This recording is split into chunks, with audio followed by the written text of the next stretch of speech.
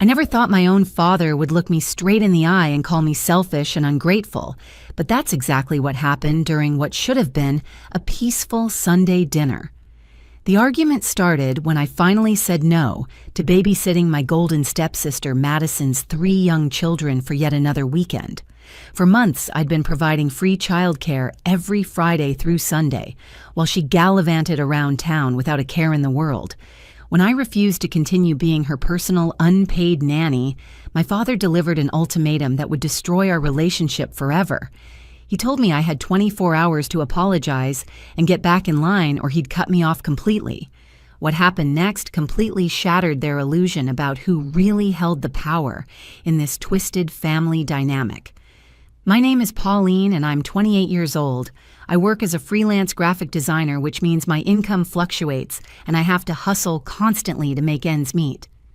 To understand how I ended up in this nightmare situation, I need to take you back to when my family fell apart and then got stitched back together in the most lopsided way imaginable. My parents divorced when I was 12 years old. The split was messy, filled with lawyers and custody battles that left me feeling like a pawn in their personal war. My mother moved to Oregon with her new boyfriend, leaving me with my father, Richard, in our small town outside of Denver. For 3 years, it was just the two of us figuring out how to navigate life without the woman who had held our household together. Then everything changed when my father met Diana at a church singles mixer. Diana was a widow with a 16-year-old daughter named Madison, and from the moment they walked into our lives, I could tell the family dynamics were about to shift dramatically. My father was so eager to create a new perfect family that he bent over backwards to make Diana and Madison feel welcomed and loved. Madison was everything I wasn't. She had long blonde hair that always looked like she'd just stepped out of a salon, bright blue eyes, and the kind of confidence that made adults gravitate toward her immediately. Where I was quiet and bookish, Madison was bubbly and social. Where I struggled with math and had to work hard for decent grades, Madison seemed to effortlessly excel at everything she touched. The favoritism started almost immediately after the wedding. For my 17th birthday, I received a $50 gift card to Target and a card with a generic message. 2 months later, for Madison's 19th birthday, my father bought her a brand new Honda Civic and threw a party that cost more than most people spend on their weddings. When I pointed out the inequality, my father explained that Madison was going through a difficult transition and needed extra support. College applications revealed the full extent of the preferential treatment.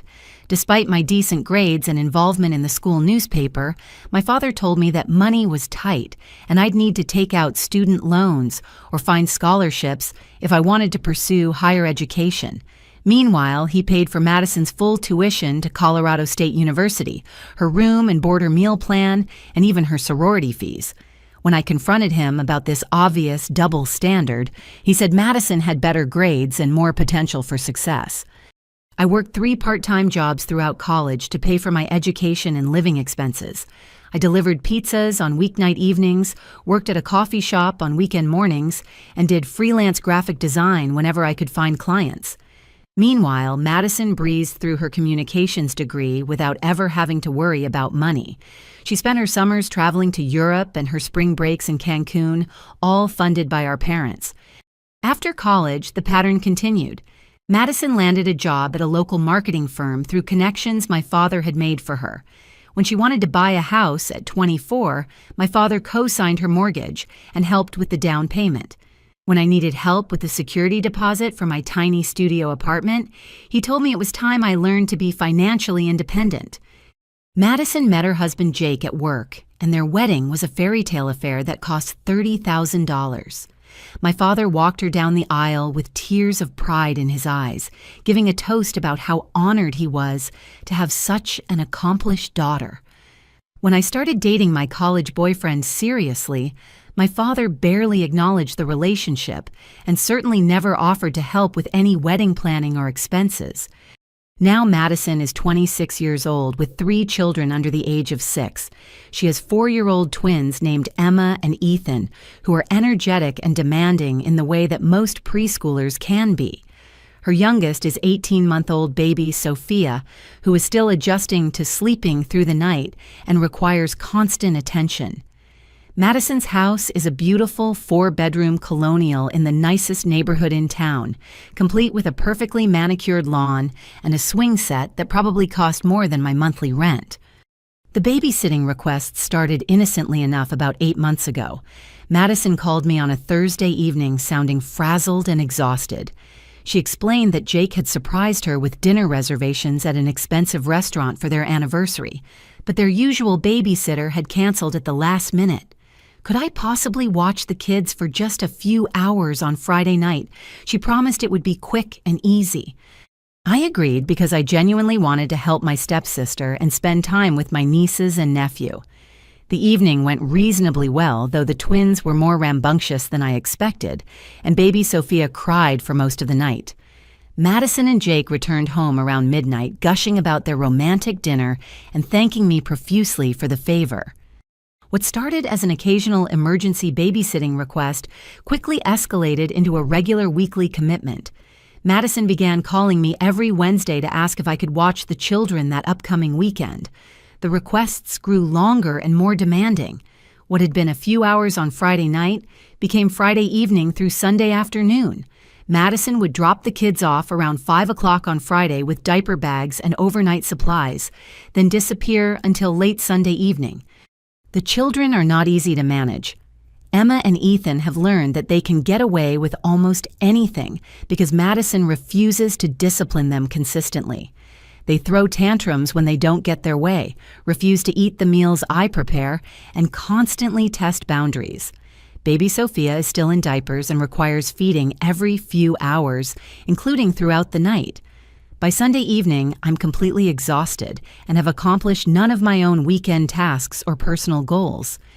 Madison never offered to pay me for these extensive babysitting services, despite knowing that I struggle financially as a freelance designer. When I hesitantly brought up the topic of compensation a few months ago, she laughed and said that family doesn't charge family for helping out.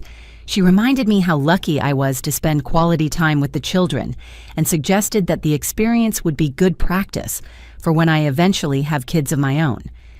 The breaking point should have come months ago, but I kept telling myself that family means making sacrifices for each other. I canceled dates, missed social events with friends, and turned down potential work opportunities because I was committed to watching Madison's children every single weekend. My own life started to feel like it was on hold, revolving entirely around my stepsister's needs and schedule. Then last month, I discovered something that made my blood boil with anger and betrayal. I was scrolling through social media when I saw a post from one of Madison's friends thanking her for recommending such a wonderful babysitter. The post included a photo of a woman I'd never met playing with children I didn't recognize. Curious, I clicked through to read the comments and discovered that Madison had been advertising my babysitting services to her social circle, charging $15 per hour per child for my time. Madison had been telling her friends that I was a professional childcare provider who loved working with kids and offered flexible scheduling. She was pocketing between $45 and $60 per hour, while I provided free labor, and she never mentioned that I was her stepsister or that I wasn't actually aware of this business arrangement. When I calculated the math, I realized that Madison had probably made several $100s by essentially renting out my time and energy without my knowledge or consent. After discovering Madison's secret babysitting business, I should have confronted her immediately and put an end to the exploitation.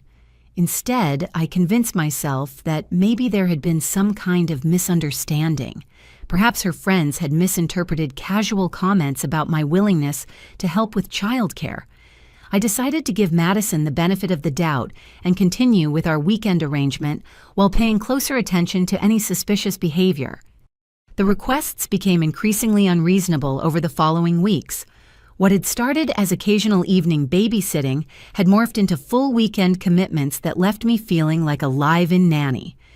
Madison would call me on Thursday evenings with elaborate plans for her upcoming weekend adventures, casually mentioning that she'd need me to watch the kids from Friday evening until Sunday night. These weren't emergency situations or special occasions anymore. Madison was treating me like her personal childcare service for routine activities like shopping trips, spa days, and social gatherings. She would drop off Emma Ethan and baby Sophia with minimal instructions and maximum expectations. The children came with bags full of supplies, but Madison never included enough diapers formula or appropriate clothing for the extended stays. The kids' behavior grew more challenging as they became accustomed to spending entire weekends at my small apartment. Emma and Ethan started referring to my place as their second home and began leaving toys, books, and personal belongings scattered throughout my living space. They expected me to have their favorite snacks available and threw dramatic tantrums when I couldn't provide the specific brands or flavors they preferred. Baby Sophia's sleep schedule was completely disrupted by these frequent overnight stays. She would cry for hours on Friday nights, missing her familiar crib and normal bedtime routine. I spent countless midnight hours pacing around my apartment with a screaming infant trying to soothe her while the twins complained about being kept awake. By Saturday morning, all four of us were exhausted and cranky. Madison never acknowledged the physical and emotional toll these extended babysitting sessions took on me. She would breeze in on Sunday evenings perfectly refreshed from her weekend of relaxation and cheerfully collect her children without asking how things had gone or whether I needed any support. She acted as though I should be grateful for the opportunity to bond with my nieces and nephew, completely ignoring the fact that I was sacrificing my own life for her convenience. My freelance graphic design work began suffering because I couldn't focus on client projects during the weekends when the children were with me. I missed deadlines, turned down lucrative opportunities, and lost potential long-term contracts because I wasn't available for meetings or consultations on Saturdays and Sundays. My income dropped significantly, but Madison seemed oblivious to the financial impact her demands were having on my career. Dating became virtually impossible when every weekend was consumed by childcare responsibilities. I had to cancel romantic dinners, skip social events, and decline invitations to parties or gatherings. When I was interested in suggested weekend activities, I had to explain that I was unavailable due to family commitments. Several promising relationships fizzled out because potential partners assumed I wasn't truly interested in spending time with them. My friendships also suffered under the strain of constant babysitting obligations. Friends stopped inviting me to weekend brunches, shopping trips, or hiking adventures because they knew I'd have to decline. I felt increasingly isolated and resentful watching my social circle shrink, while Madison's social life expanded with the help of my free labor. The situation reached a new level of absurdity when Madison started extending her trips without advance notice. She would call me on Saturday afternoon to casually mention that she and Jake had decided to stay an extra night at wherever they were visiting. These spontaneous extensions meant that I had to rearrange my own plans and purchase additional supplies for the children without any reimbursement or apology. One particularly frustrating weekend, Madison dropped off the kids on Friday for what was supposed to be a single overnight stay. She claimed she and Jake had concert tickets and would return by Saturday evening. Instead, she called Saturday morning to inform me that they'd decided to make a romantic weekend out of the trip and would be back on Sunday. Then Sunday afternoon brought another call pushing their return to Monday morning because they'd met some friends and wanted to extend the celebration. I spent 3 days caring for 3 young children in my tiny one-bedroom apartment without adequate supplies or preparation. The twins missed their swimming lessons and a birthday party they'd been excited about attending. Baby Sophia developed a mild fever that had me worried enough to consider calling a doctor, but I couldn't reach Madison for guidance about medications or emergency contacts. When Madison finally returned Monday evening, she seemed annoyed that I was upset about the extended timeline and lack of communication. The final straw came when I realized that Madison had been systematically manipulating the children's understanding of our arrangement. During one of our weekend stays, 4-year-old Emma looked up at me with her big blue eyes and said that Mommy had told her that watching them was my job because I didn't have a real family of my own. Ethan chimed in to add that Mommy had explained that I was their second mommy and that taking care of them was what made me happy. I was horrified to realize that Madison had been teaching her children to see me as a built-in caregiver, rather than their aunt who was helping out of love and kindness. She'd created an expectation in their young minds that my time and energy belonged to them by default, rather than being a generous gift from someone who cared about their well-being. The children had started making demands rather than requests, assuming that I would automatically accommodate their preferences and schedules. Baby Sophia had begun reaching for me immediately when Madison dropped her off, as if she expected me to take over parenting duties, without question. While part of me was touched by her trust and affection, I was disturbed by the realization that Madison was essentially training her children to see me as an alternate parent figure, rather than an extended family member who occasionally provided support. The psychological manipulation became even clearer when Emma asked me why I didn't have children of my own if I was so good at taking care of them.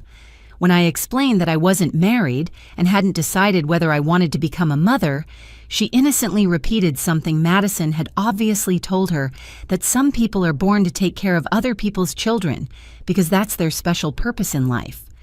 I realized that Madison had been filling her children's heads with the narrative that I was naturally suited for childcare, and that providing this service was my primary contribution to the family. She'd essentially convinced them that I existed to support their needs and preferences rather than being an independent adult with my own goals, dreams, and relationships to prioritize.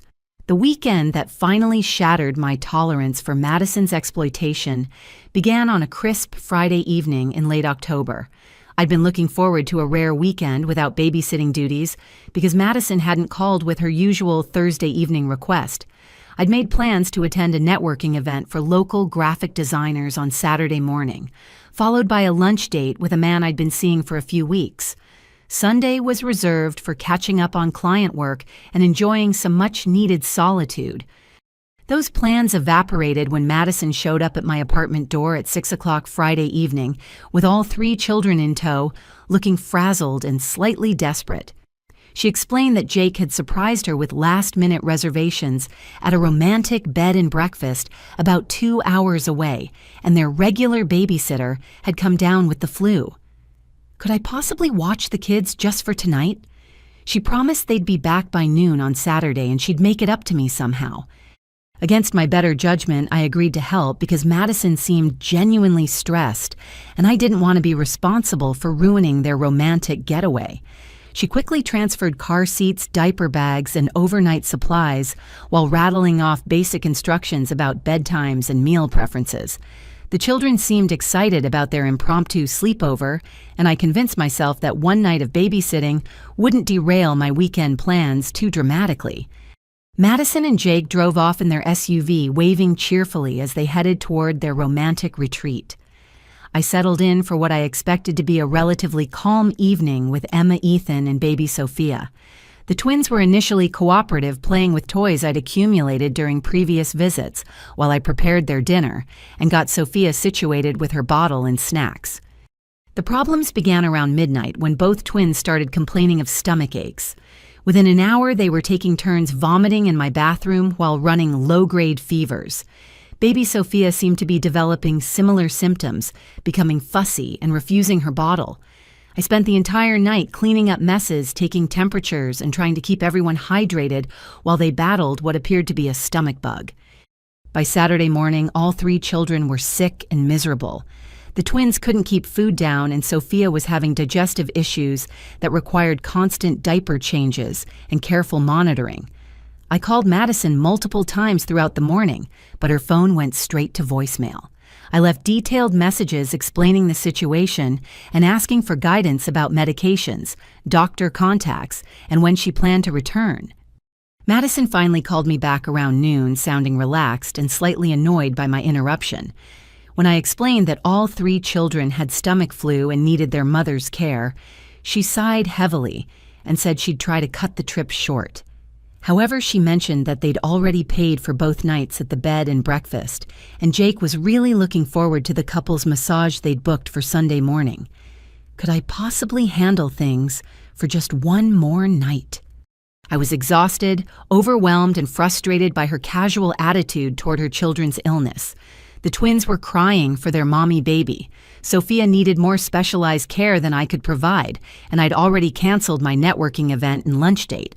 When I insisted that she needed to come home immediately, Madison became defensive and accused me of overreacting to a simple stomach bug. The conversation escalated when I pointed out that I wasn't qualified to make medical decisions for her children, and that they clearly needed their parents during their illness. Madison dismissed my concerns, saying that kids get sick all the time, and that I was being dramatic. She suggested giving them bland foods and plenty of fluids, as if I hadn't already been doing exactly that for the past 12 hours. I spent Saturday night caring for 3 sick children in my small apartment, feeling increasingly angry and resentful about Madison's selfish behavior. The twins were too weak to play or engage in normal activities, and baby Sophia required almost constant attention as her symptoms worsened. I couldn't sleep because someone was crying, vomiting, or needing comfort every few hours throughout the night. Sunday morning brought another frustrating phone call from Madison. Instead of rushing home to care for her sick children, she cheerfully announced that she and Jake had decided to extend their romantic getaway through Sunday night. They discovered a cute little town near the bed and breakfast and wanted to explore the local shops and restaurants. She'd be home Monday morning refreshed and ready to take over with the kids. I was furious. Here I was dealing with 3 sick children who needed their mother's comfort and care, while Madison was gallivanting around tourist shops without a care in the world. When I angrily pointed out that her children had been asking for her all weekend and were genuinely unwell, she laughed and said kids are resilient and would be fine with their favorite aunt taking care of them. The final insult came when Madison mentioned that she'd been posting photos on Instagram throughout their extended romantic weekend. While I was cleaning up vomit and monitoring fevers, she was enjoying spa treatments, gourmet meals, and scenic hiking trails. She'd been documenting every moment of her relaxing getaway while leaving me to handle the crisis she'd dumped in my lap. Madison finally returned Monday evening around 9 o'clock, looking tan-rested and completely refreshed from her extended vacation. She walked into my apartment carrying shopping bags full of expensive clothing and artisanal souvenirs, barely glancing at her children who ran to greet her with obvious relief. When I tried to explain how difficult the weekend had been, she waved off my concerns and said she'd known I could handle anything that came up. She spent less than 10 minutes collecting her children's belongings and loading them into car seats, seemingly oblivious to my exhaustion and frustration. As she was leaving, she casually mentioned that she'd need me to watch the kids again the following weekend, because she and Jake had tickets to a concert series. When I hesitated, she smiled and said she knew she could count on me because I was such a natural with children. After they left, I sat in my quiet apartment surrounded by the aftermath of the weekend from hell. Dirty sheets needed washing, toys were scattered everywhere, and my entire living space smelled like sick children and cleaning products. I'd lost a potentially valuable networking opportunity, canceled a promising romantic date, and spent 3 days feeling like an unpaid emergency babysitter rather than a caring family member. But the discovery that truly broke my spirit came when I checked social media that evening.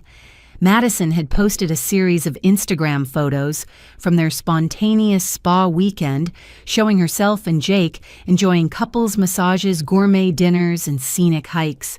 The captions were full of hearts and gratitude for their amazing romantic getaway, with several comments from friends expressing envy about their perfect relationship and adventurous lifestyle. Meanwhile, I found text messages Madison had sent to various family members throughout the weekend, explaining that she was helping during a family emergency while I dealt with sick children. She'd portrayed herself as a devoted mother who was reluctantly taking a much-needed break while her responsible stepsister handled a minor crisis. The texts painted me as eager to help and completely capable of managing any situation rather than an overwhelmed woman who'd been abandoned during a childcare emergency. The Monday evening after the disastrous sick children weekend, I knew I couldn't continue enabling Madison's exploitation and manipulation. I'd spent 3 sleepless nights caring for her sick children while she enjoyed a spa retreat, and her casual dismissal of my concerns had finally pushed me past my breaking point. I decided to confront her directly about the lies, the secret babysitting business, and the complete disregard for my own life and well-being. I called Madison Tuesday morning after I'd had some time to process the weekend and organize my thoughts. I wanted to approach the conversation calmly and rationally, rather than lashing out in anger, even though I was furious about how she'd handled the situation. When she answered the phone, she sounded chipper and relaxed, probably still basking in the afterglow of her romantic getaway. I started by asking how the children were feeling and whether they'd fully recovered from their stomach bug. Madison casually mentioned that they seemed fine, though Emma had stayed home from preschool as a precaution. She thanked me again for handling everything so well over the weekend, adding that she'd known I would rise to the occasion because I was such a capable and caring person. Then I brought up the Instagram photos and asked why she'd been posting happy vacation pictures while her children were sick and asking for their mommy. Madison's tone shifted slightly as she explained that she hadn't wanted to worry her social media followers with negative posts about sick kids. She said the photos were from earlier in the weekend before she'd known about the children's illness, and that she'd simply delayed posting them until after the crisis was over. I pointed out that the metadata on the photos showed they'd been taken throughout Sunday, long after she'd known about the stomach bug situation. Madison became defensive, saying she didn't appreciate me stalking her social media and analyzing the timestamps of her personal posts. She accused me of being overly dramatic about a simple stomach virus and suggested that I was jealous of her romantic relationship with Jake. The conversation escalated when I mentioned the text messages she'd sent to family members portraying the weekend as a family emergency that she was heroically managing from a distance. Madison claimed there had been a miscommunication and that she'd simply wanted to keep everyone informed about the children's condition. When I pointed out that her messages made it sound like she was actively helping rather than enjoying a spa vacation, she became irritated and accused me of nitpicking her communication style. Then I brought up the real issue that had been eating away at me for months, the discovery that she'd been charging her friends for my babysitting services without my knowledge or consent. I asked her to explain why several of her social media contacts had thanked her for recommending such a wonderful childcare provider and why she'd been advertising my services at $15 per hour per child. Madison's response revealed the depth of her entitlement and manipulation. She didn't deny the charges or express any remorse for essentially pimping out my time and energy. Instead, she explained that her friends had been complaining about difficulty finding reliable babysitters, and she'd simply mentioned that I was available and enjoyed working with children. When they'd offered to pay for my services, she'd accepted the money on my behalf and planned to surprise me with the payments later. I asked why she'd never mentioned these paid babysitting arrangements or given me any of the money she'd collected. Madison claimed that she'd been saving the payments as a surprise gift for my birthday or Christmas, wanting to show her appreciation for all my help with her own children. She suggested that I was being ungrateful and suspicious by questioning her motives, especially when she'd been trying to do something nice for me. The lies were so transparent and insulting that I lost my composure. I pointed out that my birthday had passed 3 months earlier, without any surprise payment or acknowledgement of the money she'd collected. I also mentioned that she'd never asked my permission to advertise my services or discussed my availability with potential clients. Madison had essentially been running a small business using my labor without any input or consent from me. Madison's defensive strategy shifted to playing the victim. She claimed that I was being unreasonable and hurtful by attacking her generosity and family loyalty. She reminded me of all the times she'd included me in family activities and made me feel welcome in their home. According to her version of events, she'd been trying to help me build a babysitting clientele, while also supporting her friends who needed reliable childcare. When I pointed out that she'd never offered to pay me for watching her own children during my countless weekend commitments, Madison became indignant. She said that family doesn't charge family for acts of love and service. She reminded me that I'd always seemed happy to spend time with Emma, Ethan, and baby Sophia, and that I'd never mentioned wanting financial compensation for helping with childcare. I explained that there's a significant difference between occasionally helping family members and being expected to provide free professional services every single weekend. Madison had turned me into her personal unpaid nanny while charging others for the same services, creating a system where everyone benefited financially except the person actually doing the work. The conversation reached its climax when Madison accused me of being jealous of her happy family life and successful marriage. She suggested that I was looking for reasons to criticize her because I was bitter about being single and childless at 28. According to Madison, I should be grateful for the opportunity to spend time with children and gain experience that would help me in my own future relationships. This accusation was particularly painful because it revealed how little Madison understood or respected my life choices. I'd been prioritizing my career and personal growth rather than rushing into marriage and motherhood, but she viewed my independence as a character flaw that needed to be fixed through involuntary childcare experience.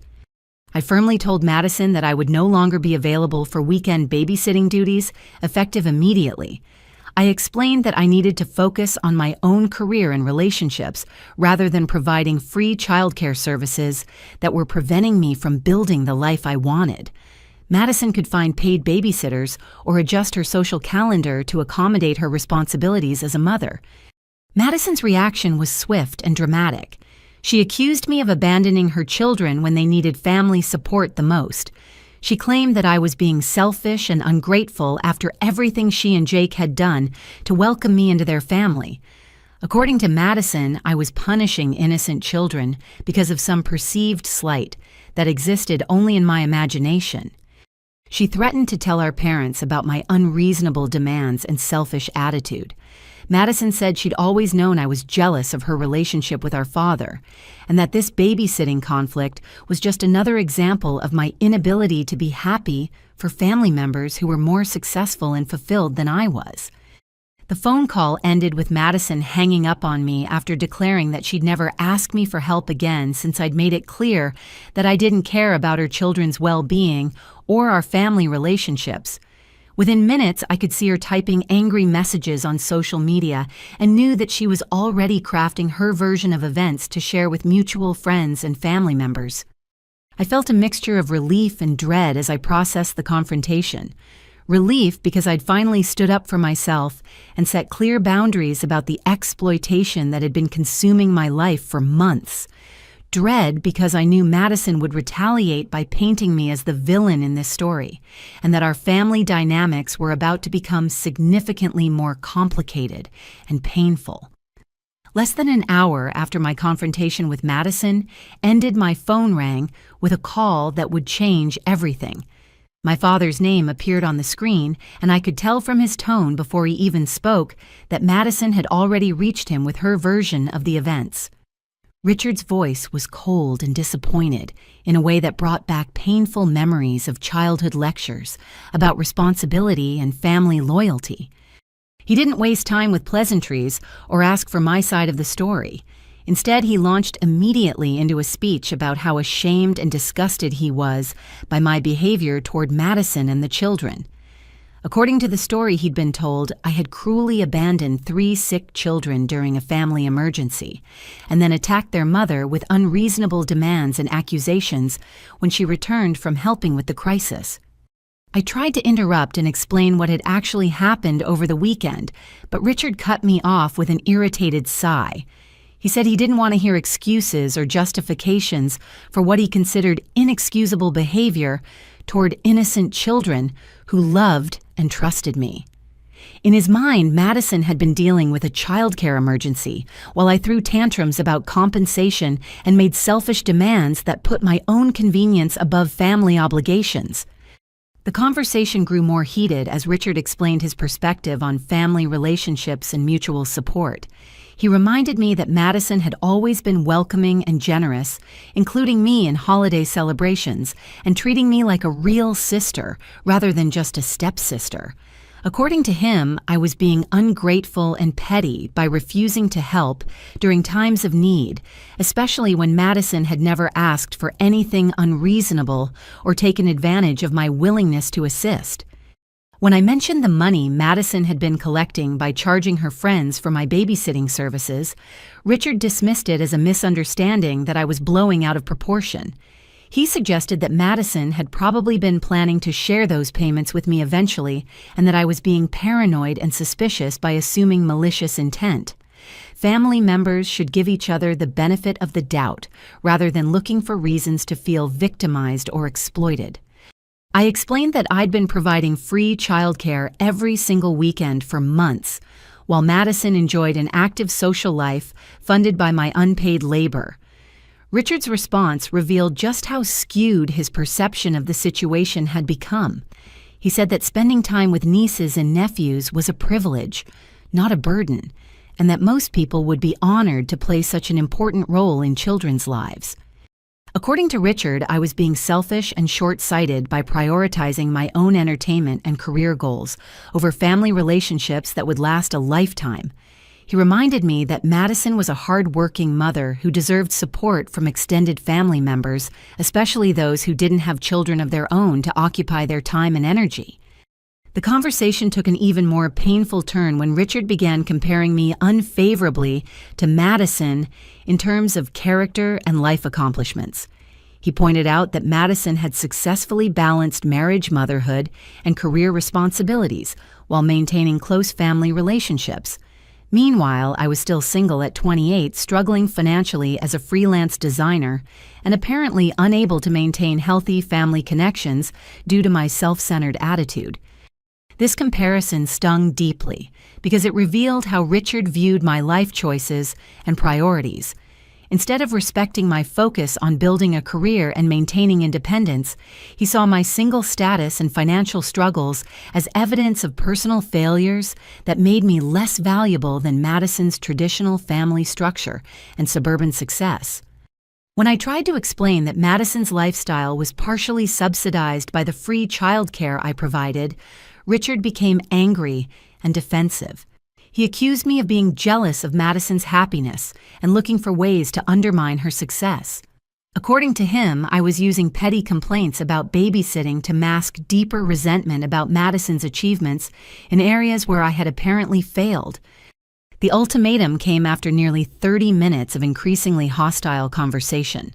Richard's voice became formal and cold as he outlined my options with military precision.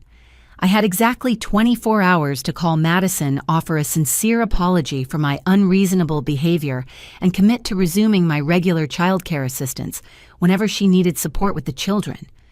If I chose to apologize and return to my previous role as the helpful stepsister, Richard would consider the matter closed, and we could move forward as a family. However, if I continued to be stubborn and selfish about my responsibilities to Madison and the children, he would have no choice but to reevaluate my place in the family structure. The threat was clear: apologize and submit to Madison's demands, or face complete rejection from the only parent I had left. Richard explained that he couldn't continue supporting someone who refused to contribute positively to family harmony and relationships. He'd raised me to be a caring and generous person, and my recent behavior suggested that I'd lost sight of those values in favor of selfish pursuits. When I asked what he meant by reevaluating my place in the family, Richard became even more specific about the consequences of defying his ultimatum.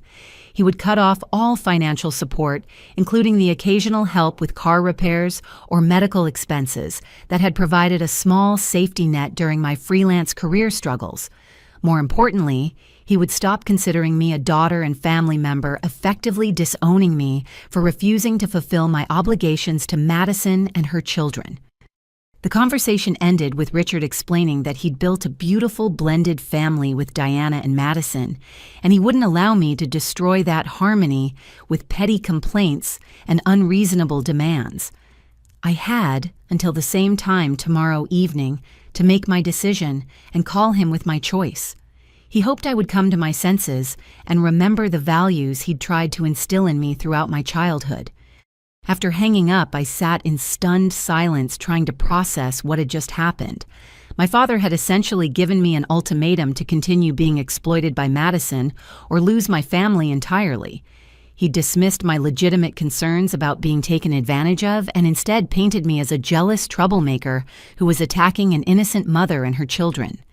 But the most devastating revelation came buried in Richard's angry lecture about family finances and support. Almost as an afterthought, he mentioned that I shouldn't expect the same level of financial assistance that Madison received, because their situations were different and Madison had greater responsibilities as a mother and wife. When I pressed him to explain what he meant, Richard revealed information that shattered my understanding of the family financial dynamics. For the past 3 years, he'd been secretly paying Madison's mortgage payments because Jake's income wasn't sufficient to cover their housing costs. He'd also been making her car payments and providing monthly allowances to help with childcare and household expenses. While I'd been struggling to pay off student loans and build my freelance business without any family support, Richard had been subsidizing Madison's entire lifestyle to the tune of several $1,000s per month. The beautiful house, the new cars, the frequent date nights and weekend getaways had all been funded through secret financial support that I'd never known existed. Richard justified this disparity by explaining that Madison had children to support and deserved help maintaining stability for her family. Meanwhile, I was a single adult who should be capable of supporting myself without ongoing parental assistance. The irony was lost on him that Madison's ability to maintain her perfect lifestyle was partially dependent on both his secret financial support and my unpaid childcare services. The revelation explained so much about the family dynamics I'd never understood. Madison's confidence and entitlement made sense when I realized she'd never actually experienced financial stress or independence. Her casual attitude toward my time and energy was easier to understand when I knew she'd been receiving thousands of dollars in family support, while I'd been told to figure things out on my own. I realized that Richard's ultimatum wasn't really about family harmony or children's well-being. It was about protecting an elaborate system of favoritism and financial support that kept Madison's perfect life afloat, while positioning me as the free labor that made their arrangement possible. My refusal to continue providing unpaid childcare threatened to expose just how much assistance Madison required to maintain her facade of success and independence. The 24 hours Richard had given me to decide my fate felt both endless and impossibly short. I spent Tuesday night and most of Wednesday alternating between anger, grief, and a strange sense of relief that the family dynamics I'd struggled with for years were finally being exposed in their full, ugly truth. By Wednesday afternoon, I knew what I had to do, even though it would cost me the only parent I had left. I'd spent my entire adult life trying to earn Richard's approval and acceptance, constantly hoping that if I just worked harder or needed less or caused fewer problems, he might start treating me with the same love and respect he automatically gave Madison. The ultimatum forced me to confront the painful reality that his love had always been conditional, based on my willingness to serve his golden child, rather than any inherent value I possessed as his daughter. Making the decision to cut contact wasn't really about choosing between my own well-being and family relationships. It was about finally accepting that I'd never actually had the family relationships I'd been desperately trying to preserve. Richard had made it clear that my role in his life was to support Madison's needs and preferences, not to exist as an independent person with my own goals and boundaries. Wednesday evening, exactly 24 hours after Richard's ultimatum, I called him back with my answer.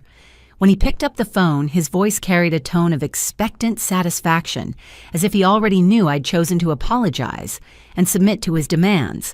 He probably assumed that the threat of losing my family would be enough to bring me back in line with his expectations. Instead, I told him that I wouldn't be apologizing to Madison or resuming unpaid babysitting duties.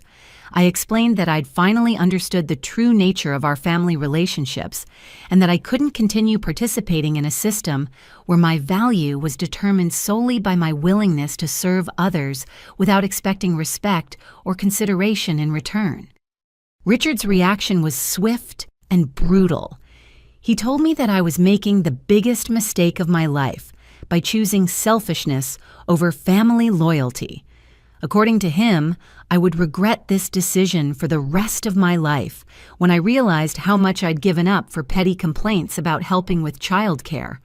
He predicted that I'd end up alone and bitter, having destroyed relationships with people who truly cared about me because of my inability to think about anyone other than myself. I let him finish his speech about my character flaws and poor judgment before calmly explaining that I was prepared to accept the consequences of setting healthy boundaries. I told him that losing relationships built on exploitation and conditional love wasn't actually a loss at all, but rather an opportunity to build authentic connections with people who valued me as a complete person.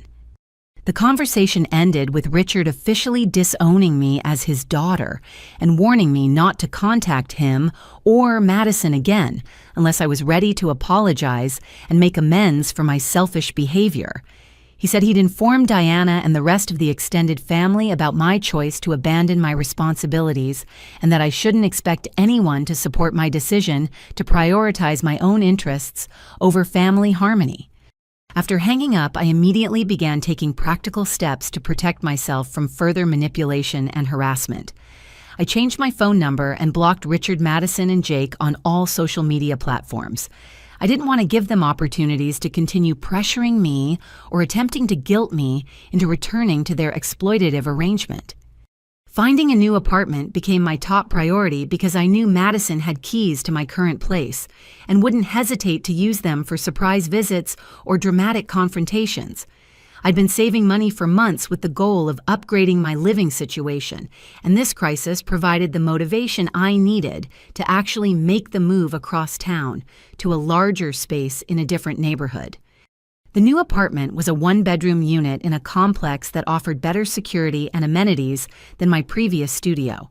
More importantly, it represented a fresh start in a location where Madison couldn't just show up unannounced with her children and expect me to provide emergency babysitting services. The distance felt symbolic as well as practical, creating physical space that matched the emotional boundaries I was finally learning to maintain. I threw myself into my graphic design work with an intensity I hadn't felt in months. Without weekend babysitting obligations consuming my time and energy, I was able to take on additional projects and focus on building relationships with higher-paying clients.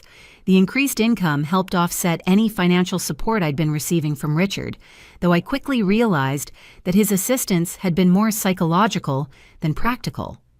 Starting therapy felt like a crucial step in processing the years of emotional manipulation and favoritism I'd endured. My therapist helped me recognize patterns of behavior that I'd normalized because they'd been present throughout my childhood and young adulthood. Learning to identify manipulation tactics and emotional exploitation gave me tools for building healthier relationships in the future. The therapy sessions also helped me work through the grief and anger surrounding my father's rejection.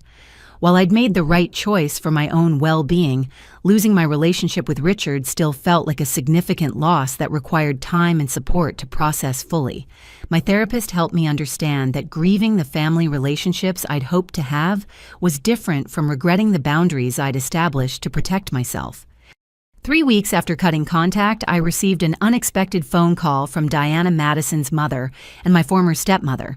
Her voice sounded tired and stressed as she explained that she'd been thinking about the family conflict and wanted to share some information that might help me understand what had been happening behind the scenes. Diana revealed that she'd been documenting Madison's lies and manipulative behavior for several months because she'd become increasingly concerned about patterns she was observing. As Madison's mother, she'd initially tried to dismiss the warning signs and make excuses for behavior that she knew was becoming problematic. According to Diana, Madison had been lying to everyone in the family about various aspects of her life and relationships. The babysitting arrangement with me was just one example of how Madison manipulated situations to her advantage while portraying herself as a victim or hero, depending on what served her purposes best. Diana had been keeping notes about discrepancies in Madison's stories because she'd started to worry that her daughter might have developed serious issues with honesty and empathy. The documentation included screenshots of social media posts that contradicted statements Madison had made to family members, as well as records of financial requests that didn't match the explanations Madison had provided about her needs. Most importantly, Diana had witnessed Madison coaching her children to make specific statements about me and our babysitting arrangement. She'd overheard Madison telling Emma and Ethan that I was their second mommy and that taking care of them was my special job. Diana had been horrified by the realization that Madison was manipulating her own children's understanding of family relationships to justify her exploitation of my time and kindness. Diana apologized for not speaking up sooner about Madison's behavior patterns. She explained that she'd been afraid of causing family conflict and had hoped that Madison would recognize her mistakes and change her approach to relationships. However, watching the situation escalate to the point where I felt forced to cut contact with the family had convinced Diana that her silence had been enabling harmful behavior rather than protecting family harmony. The months following my decision to cut contact with my father and Madison became a period of remarkable personal and professional growth. Without the constant drain of weekend babysitting obligations and family drama, I discovered energy and motivation that I'd forgotten I possessed. My graphic design business began thriving in ways I hadn't thought possible when my schedule was dominated by unpaid childcare duties. The first major breakthrough came when I was finally able to attend networking events and industry conferences on weekends. These professional gatherings had been completely inaccessible when I was committed to watching Madison's children every Friday through Sunday. Now I could build relationships with potential clients, learn about new design trends, and establish myself within the local creative community.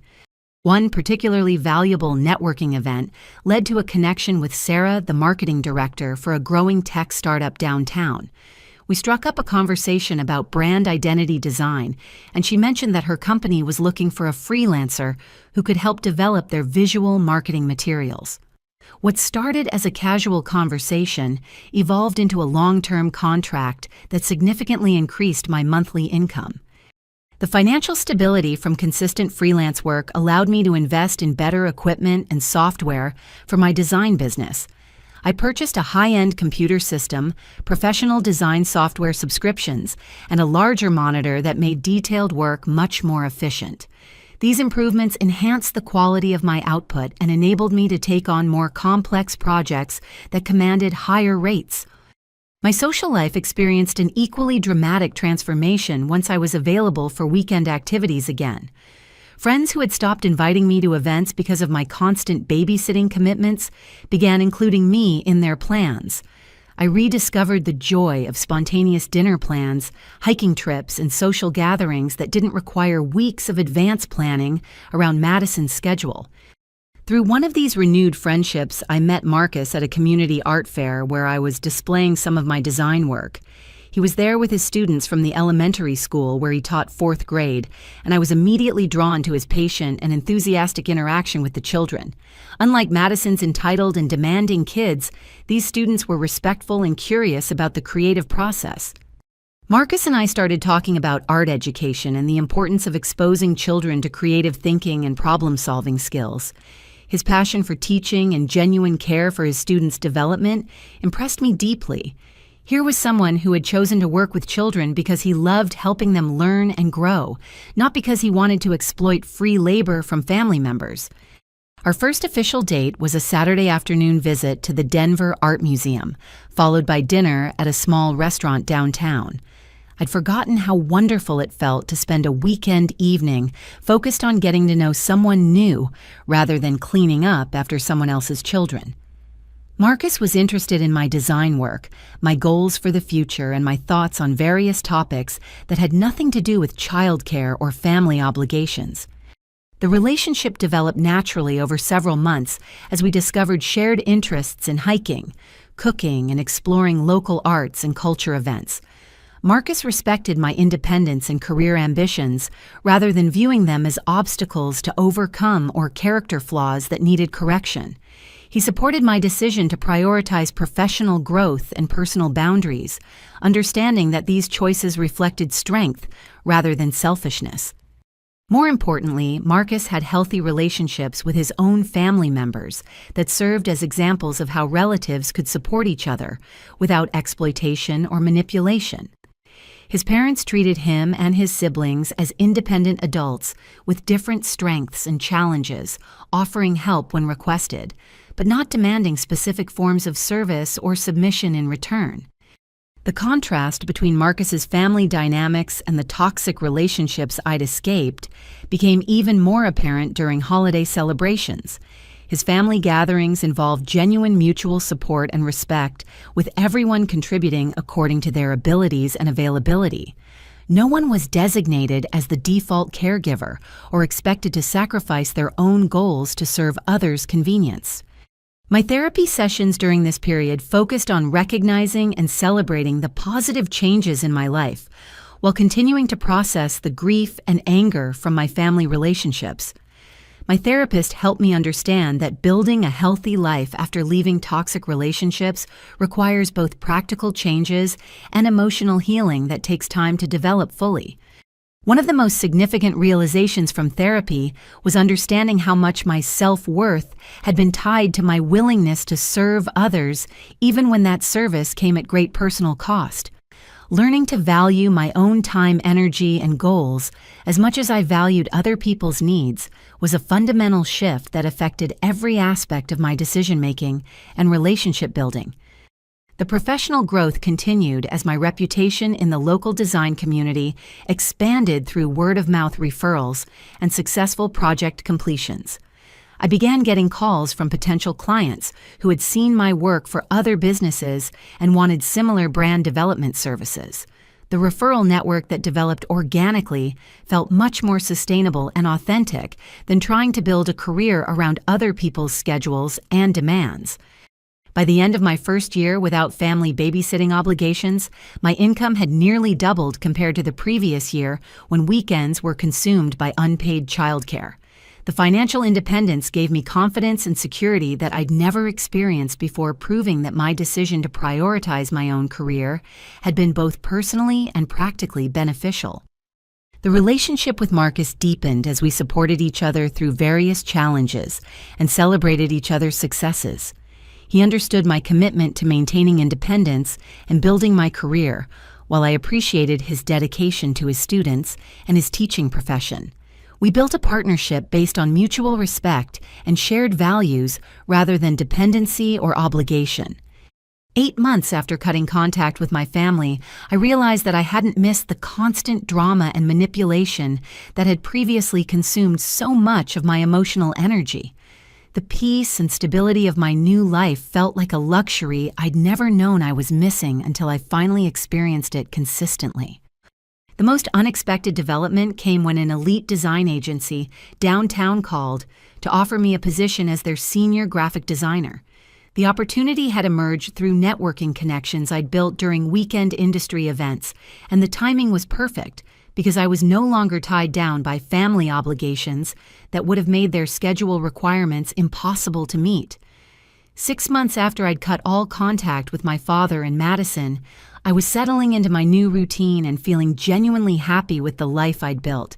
My design business was thriving.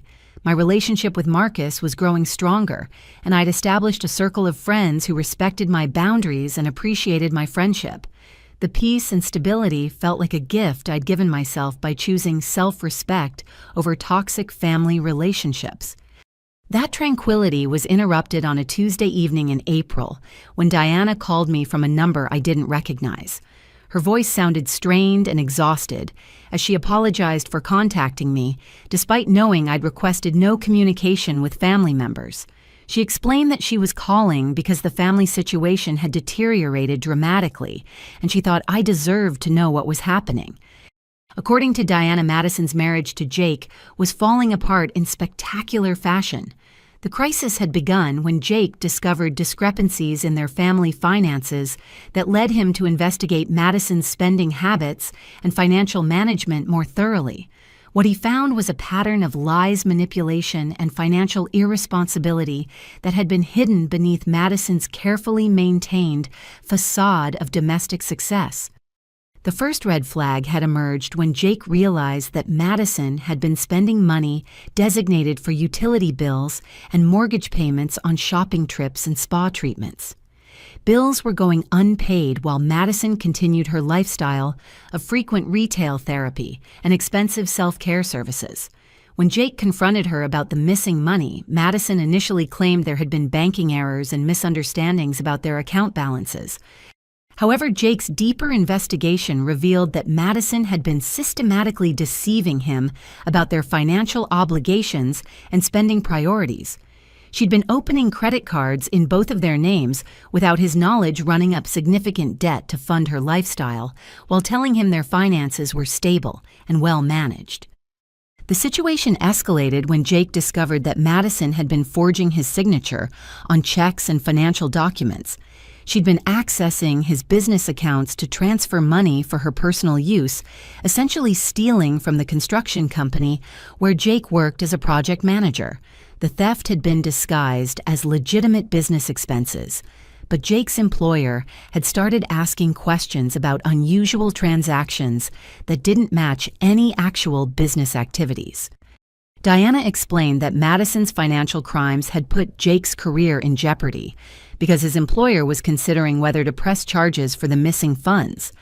Jake was facing the possibility of losing his job and potentially facing criminal prosecution for theft he hadn't actually committed but couldn't easily prove he hadn't authorized. The marriage crisis was compounded by Jake's discovery of Madison's lies about the babysitting arrangements with me.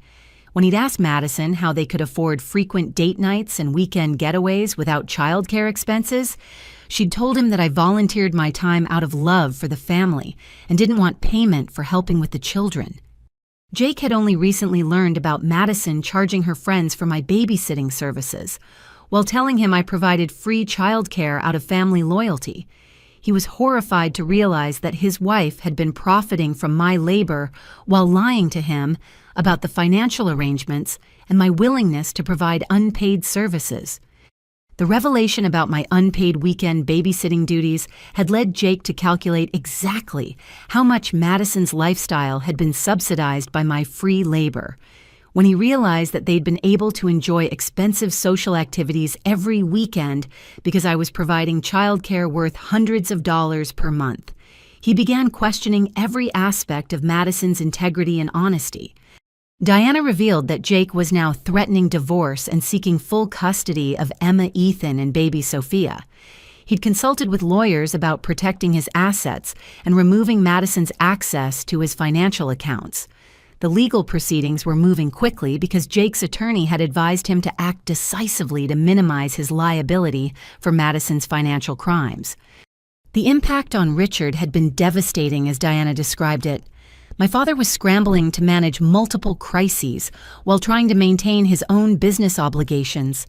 Madison's theft from Jake's employer had created liability issues that potentially affected Richard's financial guarantees and co-signing arrangements for Madison's various accounts and loans. More troubling was Diana's revelation that Madison had been forging Richard's signature on checks from his business account as well. The theft had been ongoing for months, with Madison taking money intended for business expenses and using it to fund her shopping and entertainment habits. Richard's accountant had discovered the missing funds during a routine audit, creating potential legal and tax complications that threatened his business's stability. Diana explained that Richard was facing demands from his business partners to explain the missing money and demonstrate that he hadn't been stealing from the company himself. The situation was complicated by the fact that Madison had been careful to forge his signature accurately and had accessed accounts through legitimate channels, making it difficult to prove that Richard hadn't authorized the transactions. The financial pressure was compounded by Richard's ongoing secret support of Madison's lifestyle, which Diana was only now learning had been much more extensive than she'd realized. The monthly mortgage payments, car loans, and household allowances that Richard had been providing to Madison totaled several $1,000s per month, representing a significant drain on his resources that had been hidden from Diana throughout their marriage. Without my free weekend childcare services, Madison had been forced to hire professional babysitters to maintain her social schedule. The cost of paid childcare had created additional financial strain that made Madison's budget shortfalls more apparent and urgent. Diana estimated that my unpaid babysitting had been worth at least $800 per month in childcare expenses that Madison no longer had available for other spending. The crisis was affecting Diana's own marriage to Richard as she struggled to understand how her husband had been secretly funding her daughter's lifestyle while claiming they needed to be careful about their own expenses. She was questioning whether Richard's favoritism toward Madison had been influencing financial decisions that affected their shared future security and retirement planning. Diana admitted that she was considering separation from Richard because she couldn't trust his judgment about money and family relationships. The revelation that he'd been enabling Madison's irresponsible behavior while refusing to help me with basic needs like student loans had created resentment and disappointment that was damaging their marriage. Most painfully for Diana, she was watching her grandchildren suffer as their parents' marriage disintegrated around them. Emma and Ethan were confused and upset by the constant fighting and tension in their household. Baby Sophia was showing signs of stress from the unstable environment and lack of consistent caregiving routines. Diana's phone call ended with her expressing regret about not supporting me when I'd tried to establish boundaries with Madison months earlier. She realized now that I'd been protecting myself from a situation that was much more toxic and unsustainable than anyone had understood at the time. My decision to cut contact had ultimately been vindicated by events that proved Madison's character and behavior were fundamentally problematic. The weeks following Diana's revelation about the family crisis brought a flood of desperate attempts from my father and Madison to rebuild contact with me. The approaches were manipulative and transparent, alternating between fake remorse and angry accusations as they realized that their carefully constructed system of favoritism and exploitation was collapsing without my unpaid labor and silent acceptance of their treatment. Richard began leaving voicemails on my new phone number, which he'd apparently obtained through persistent detective work or mutual acquaintances. His messages started with formal apologies about being too harsh during our last conversation, gradually escalating to desperate pleas for forgiveness and assistance. He claimed that he was finally beginning to understand my perspective and wanted the opportunity to make amends for his mistakes in judgment. The early voicemails focused on Richard's assertion that families should stick together during difficult times, regardless of past conflicts or misunderstandings. He suggested that the current crisis with Madison proved how much the family needed my stability and level-headed approach to problem solving.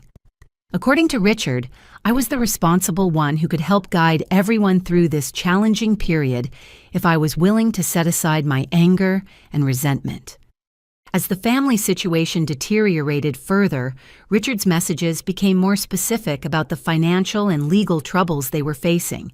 He admitted that Madison had made serious mistakes with money and relationships, but argued that abandoning her during her darkest hour would make me no better than the people who had hurt me in the past.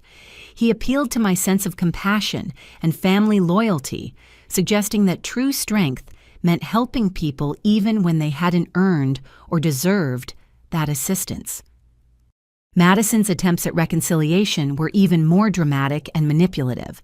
She created new social media accounts under variations of her name to circumvent the blocks I'd established on her main profiles. These accounts were used to send long messages that combined theatrical apologies with subtle accusations about my role in the family's current problems. Her messages claimed that losing my support and friendship had been a wake-up call that helped her recognize how much she'd taken my kindness for granted. Madison wrote eloquently about missing our relationship and regretting the misunderstandings that had driven us apart. She promised that things would be different if I gave her another chance to prove that she could be the sister I deserved. However, Madison's apologies were undermined by her simultaneous attempts to blame me for abandoning the family during their time of greatest need.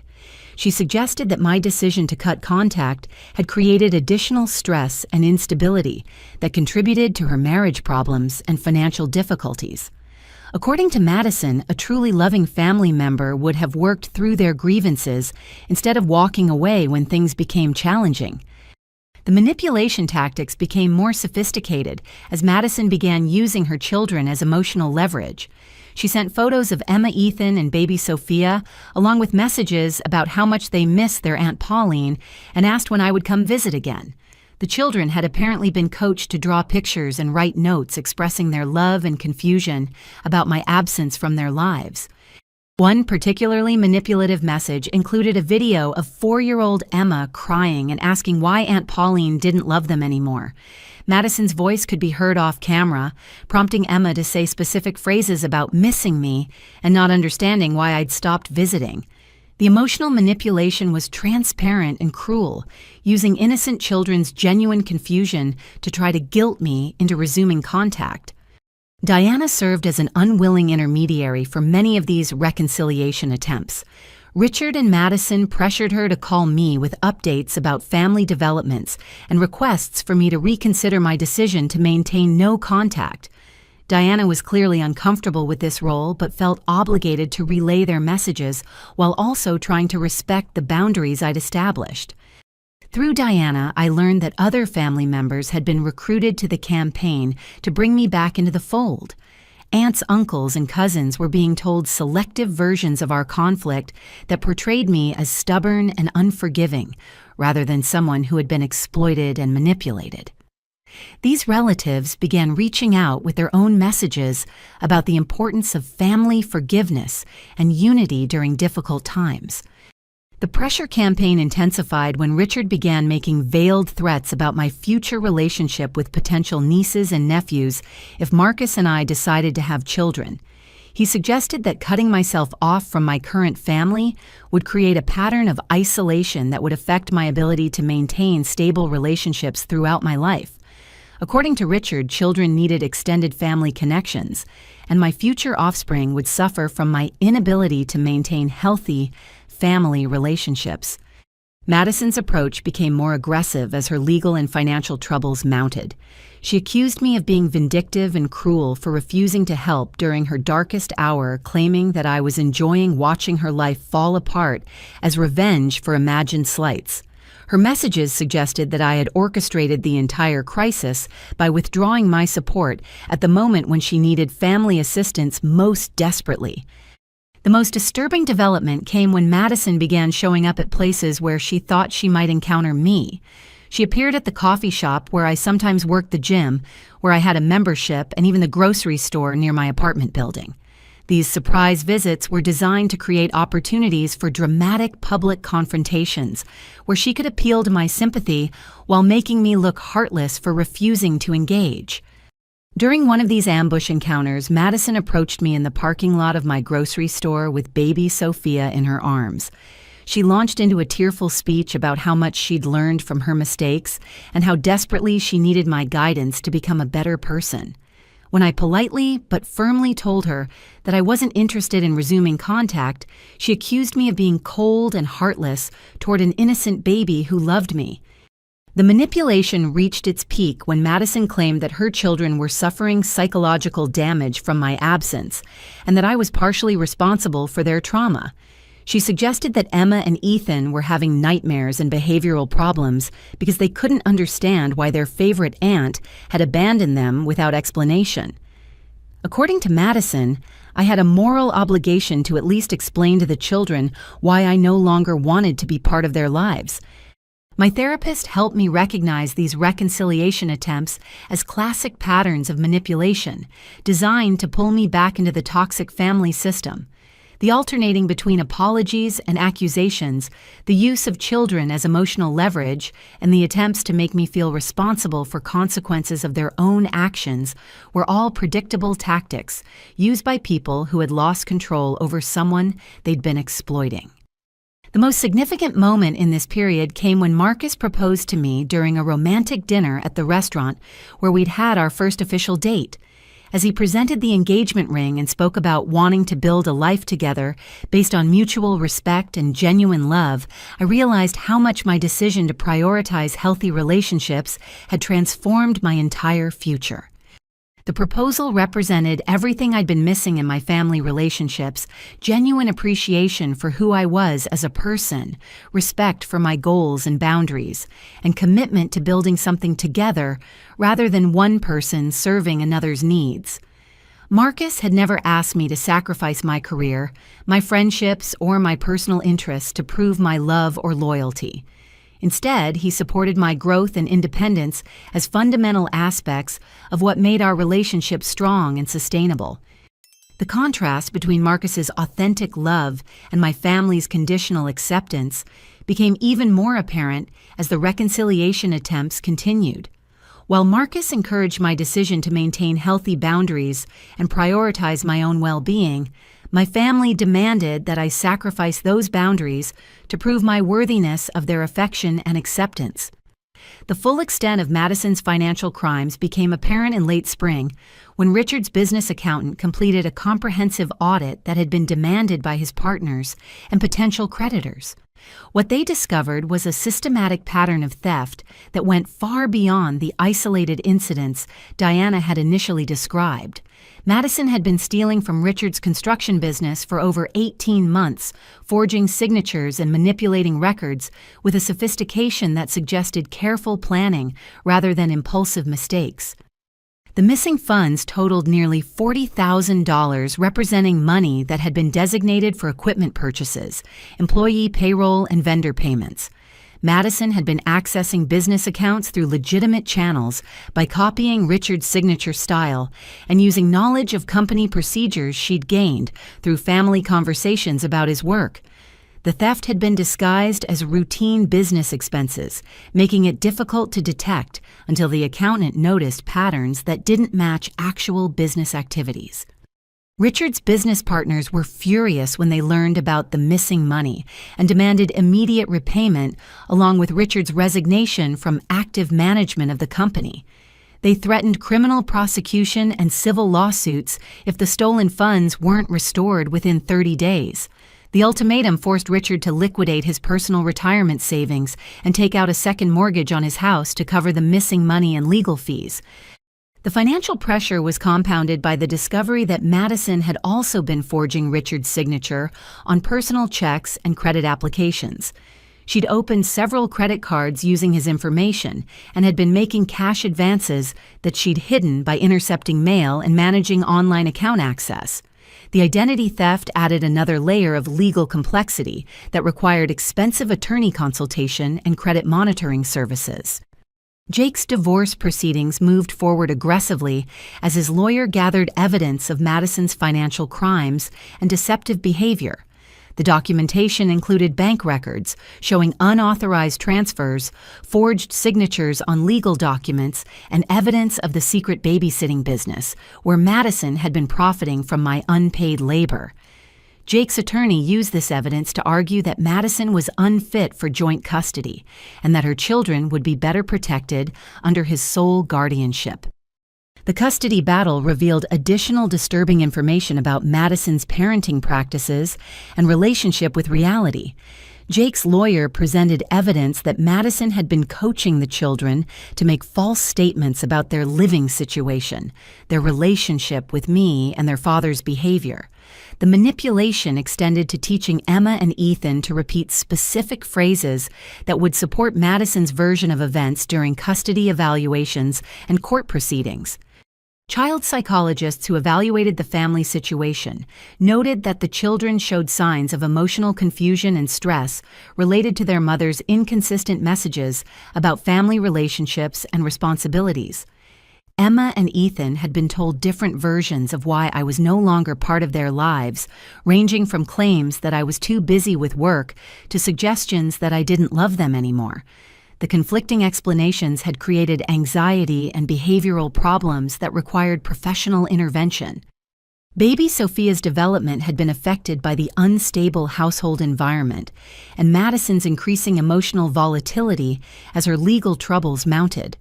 The 18-month-old showed signs of attachment difficulties and regression in developmental milestones that concerned pediatric specialists. The stress of constant fighting and financial uncertainty had disrupted her sleep patterns and feeding routines in ways that required careful management and consistency.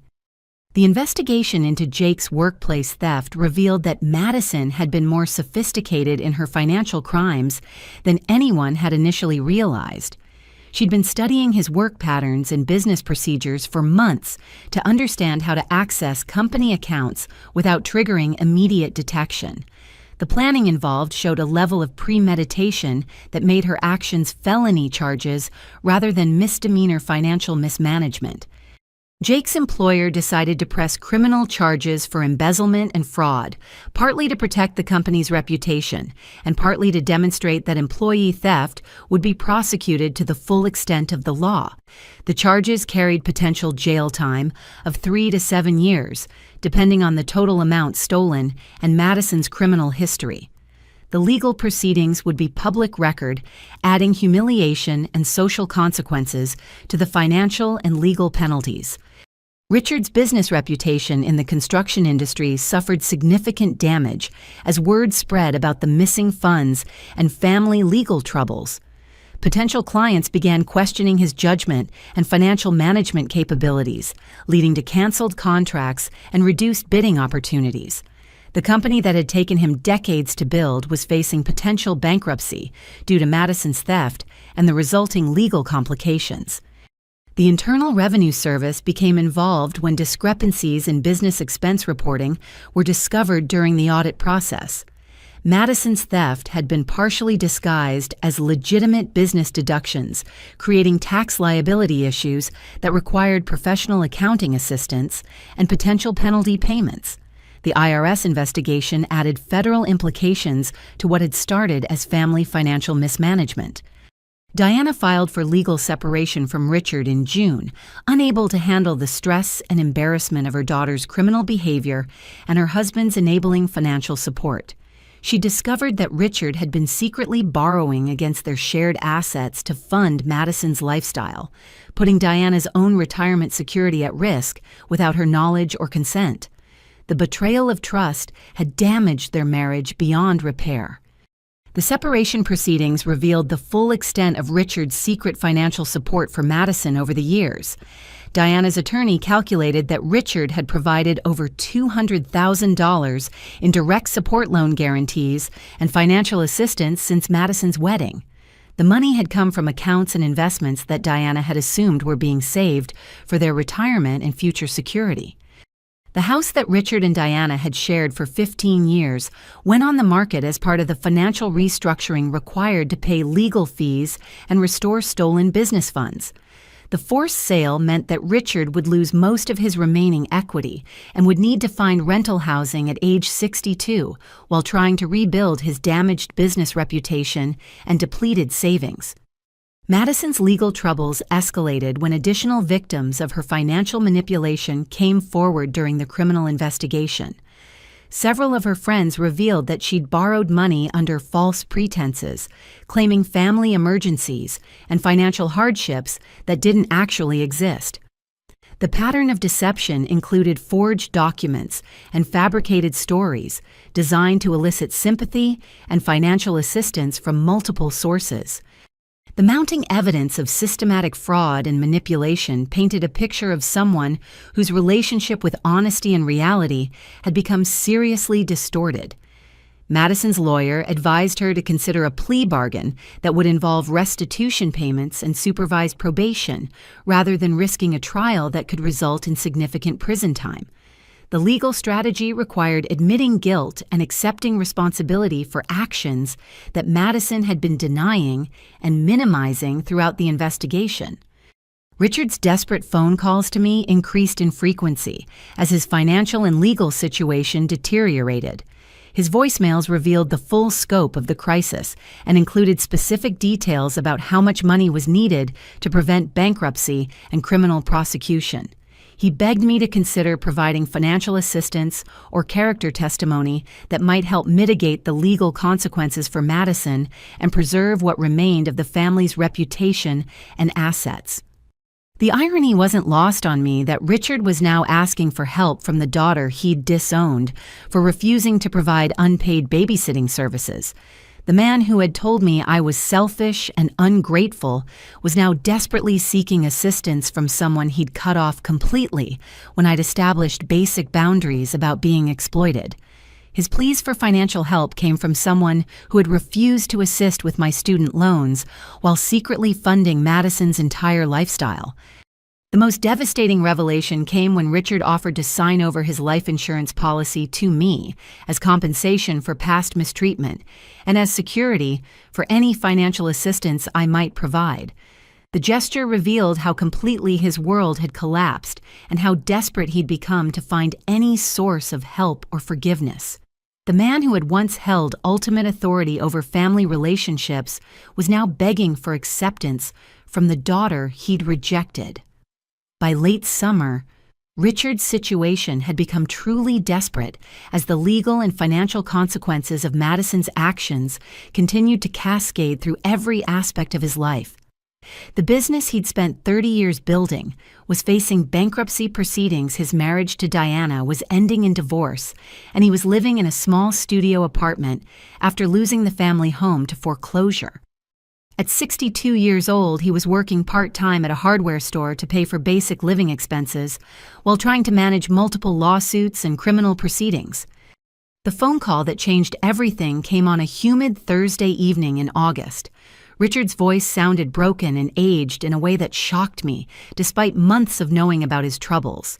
He'd obtained my new number through Diana, who had reluctantly agreed to provide it after Richard convinced her that he needed to make a formal apology and attempt at reconciliation before his legal situation became even worse. Richard began the conversation by taking full responsibility for his treatment of me over the years, and specifically for the ultimatum that had ended our relationship. He acknowledged that I'd been right about Madison's character and behavior, and that his favoritism and enabling had created the monster who had ultimately destroyed his life and business. The admission was painful to hear because it validated everything I'd tried to tell him months earlier when he'd refused to listen. He explained that losing his business and home had given him perspective on what truly mattered in life, and that he'd realized too late how much he'd valued the wrong priorities and relationships. According to Richard, I had been the loyal and responsible daughter all along, while Madison had been using his love and support to fund a lifestyle built on lies and exploitation. He'd been blind to her manipulation because he'd wanted so desperately to believe in the perfect family he thought he'd created. The most heartbreaking part of his confession involved his recognition of how differently he'd treated his two daughters throughout our childhood and young adulthood. Richard admitted that he'd given Madison opportunities, financial support, and emotional validation that he'd withheld from me based on assumptions about our potential and worthiness. He'd somehow convinced himself that I was stronger and more independent, therefore needing less support, while Madison required extra help to reach her potential. Richard revealed that Diana's decision to leave him had been the final wake-up call about how his enabling and favoritism had damaged everyone in the family, including Madison herself. Diana had pointed out that his refusal to let Madison face consequences for her actions had prevented her from developing the character and judgment skills she needed to be a successful adult. His overprotection had actually handicapped Madison, while his neglect had forced me to develop resilience and independence. The conversation took an even more painful turn when Richard described his current living situation and the reality of starting over at his age with no savings damage credit and a criminal record associated with his name through Madison's crimes. He was working 20 hours per week at a hardware store for minimum wage, living in a studio apartment with shared bathroom facilities, and eating most of his meals from dollar store canned goods and instant noodles. His former business partners had pursued every legal avenue to recover their losses, leaving Richard with garnished wages and liens against any future assets he might acquire. The bankruptcy proceedings had eliminated most of his debt, but also destroyed his credit rating and professional reputation in the construction industry. At 62, he was essentially starting his financial life over from zero while dealing with health issues related to stress and poor nutrition. Madison was facing an 18-month prison sentence after accepting a plea bargain that required full restitution to all victims of her financial crimes. The payment schedule would extend for 10 years beyond her release date, meaning that any income she earned would be partially garnished to repay the money she'd stolen. Jake had been awarded sole custody of the children, and Madison would have only supervised visitation rights upon her release from prison. The children were struggling with the loss of their mother and the dramatic change in their living situation, though Jake was providing them with counseling and stability that they'd never experienced during Madison's chaotic parenting. Emma and Ethan were slowly learning to tell the truth about their feelings and experiences instead of repeating coached responses designed to manipulate adults. Baby Sophia was thriving under Jake's consistent care and structured routines. Richard's voice broke as he described visiting the children at Jake's new house across town and seeing how much happier and more secure they seemed without Madison's constant drama and manipulation. Emma had stopped asking when Mommy was coming home and instead talked excitedly about activities with Daddy and their new babysitter, who treated childcare as a professional responsibility rather than an opportunity for exploitation. The reason for Richard's call became clear when he asked if I could find it in my heart to forgive him enough to let him attend my wedding to Marcus, which he'd learned about through Diana's ongoing contact with me. He wanted the opportunity to walk me down the aisle as a gesture of reconciliation and to demonstrate to everyone that he finally recognized my worth and loved me as his daughter. The request was both touching and complicated, given the months of no contact and the pain of his earlier rejection. Richard offered to sign over his life insurance policy to me, regardless of whether I agreed to reconciliation, saying that it was the only asset he had left to offer as compensation for years of mistreatment and favoritism. The policy had a $50,000 benefit that would come to me upon his death, which he hoped would provide some financial security and demonstrate his genuine remorse for past mistakes. He promised to attend therapy and work on understanding the enabling behaviors and favoritism that had created such toxic family dynamics. Richard acknowledged that rebuilding trust would require consistent actions over time rather than words or grand gestures, and that I had every right to maintain boundaries while deciding whether to allow him back into my life gradually. The conversation ended with Richard expressing hope that someday his grandchildren might know me as their aunt, since Jake had indicated willingness to maintain family connections that were healthy and positive for the children's development. Richard wanted the opportunity to tell Emma, Ethan, and Sophia about their wonderful aunt, who had tried to protect them from their mother's manipulation, even though they'd been too young to understand what was happening at the time. After hanging up, I sat with Marcus and processed the complex emotions that Richard's call had stirred up. Part of me felt vindicated that he finally understood the truth about Madison and the family dynamics I'd been trying to explain for years. Another part of me felt sad about the price he'd paid for learning these lessons and the years we'd lost due to his stubborn favoritism and refusal to listen to my perspective. Marcus supported whatever decision I wanted to make about reconciliation, but encouraged me to take time to think through the implications carefully. We discussed the difference between forgiveness and resuming relationship and whether it was possible to have compassion for Richard's situation while still protecting myself from potential future manipulation or disappointment. The most significant factor in my decision-making process was recognizing how much my life had improved since cutting contact with the toxic family dynamics. I was successful, professionally happy in my relationship, and surrounded by people who respected my boundaries and valued my contributions. Allowing Richard back into my life would need to enhance rather than threaten the stability and happiness I'd worked so hard to build. After several weeks of careful consideration and multiple therapy sessions, I decided to meet with Richard under very specific conditions that would protect my emotional well-being while allowing the possibility of gradual reconciliation. The meeting was scheduled to take place at my therapist's office with her present as a neutral mediator who could help facilitate healthy communication and intervene if the conversation became manipulative or harmful. I prepared for the meeting by writing down the specific boundaries and expectations I needed to communicate clearly. These included absolute prohibition on discussing Madison unless I brought up the topic, no requests for financial assistance or favors of any kind, and no guilt trips about family loyalty or obligations. Any future relationship would need to be built slowly through consistent, respectful behavior rather than dramatic gestures or promises. Richard arrived at the therapy office looking older and more worn down than I'd expected, but also more humble and genuine than I'd seen him in years. The expensive clothes and confident demeanor that had characterized his successful businessman persona had been replaced by thrift store clothing and a quieter, more thoughtful way of speaking.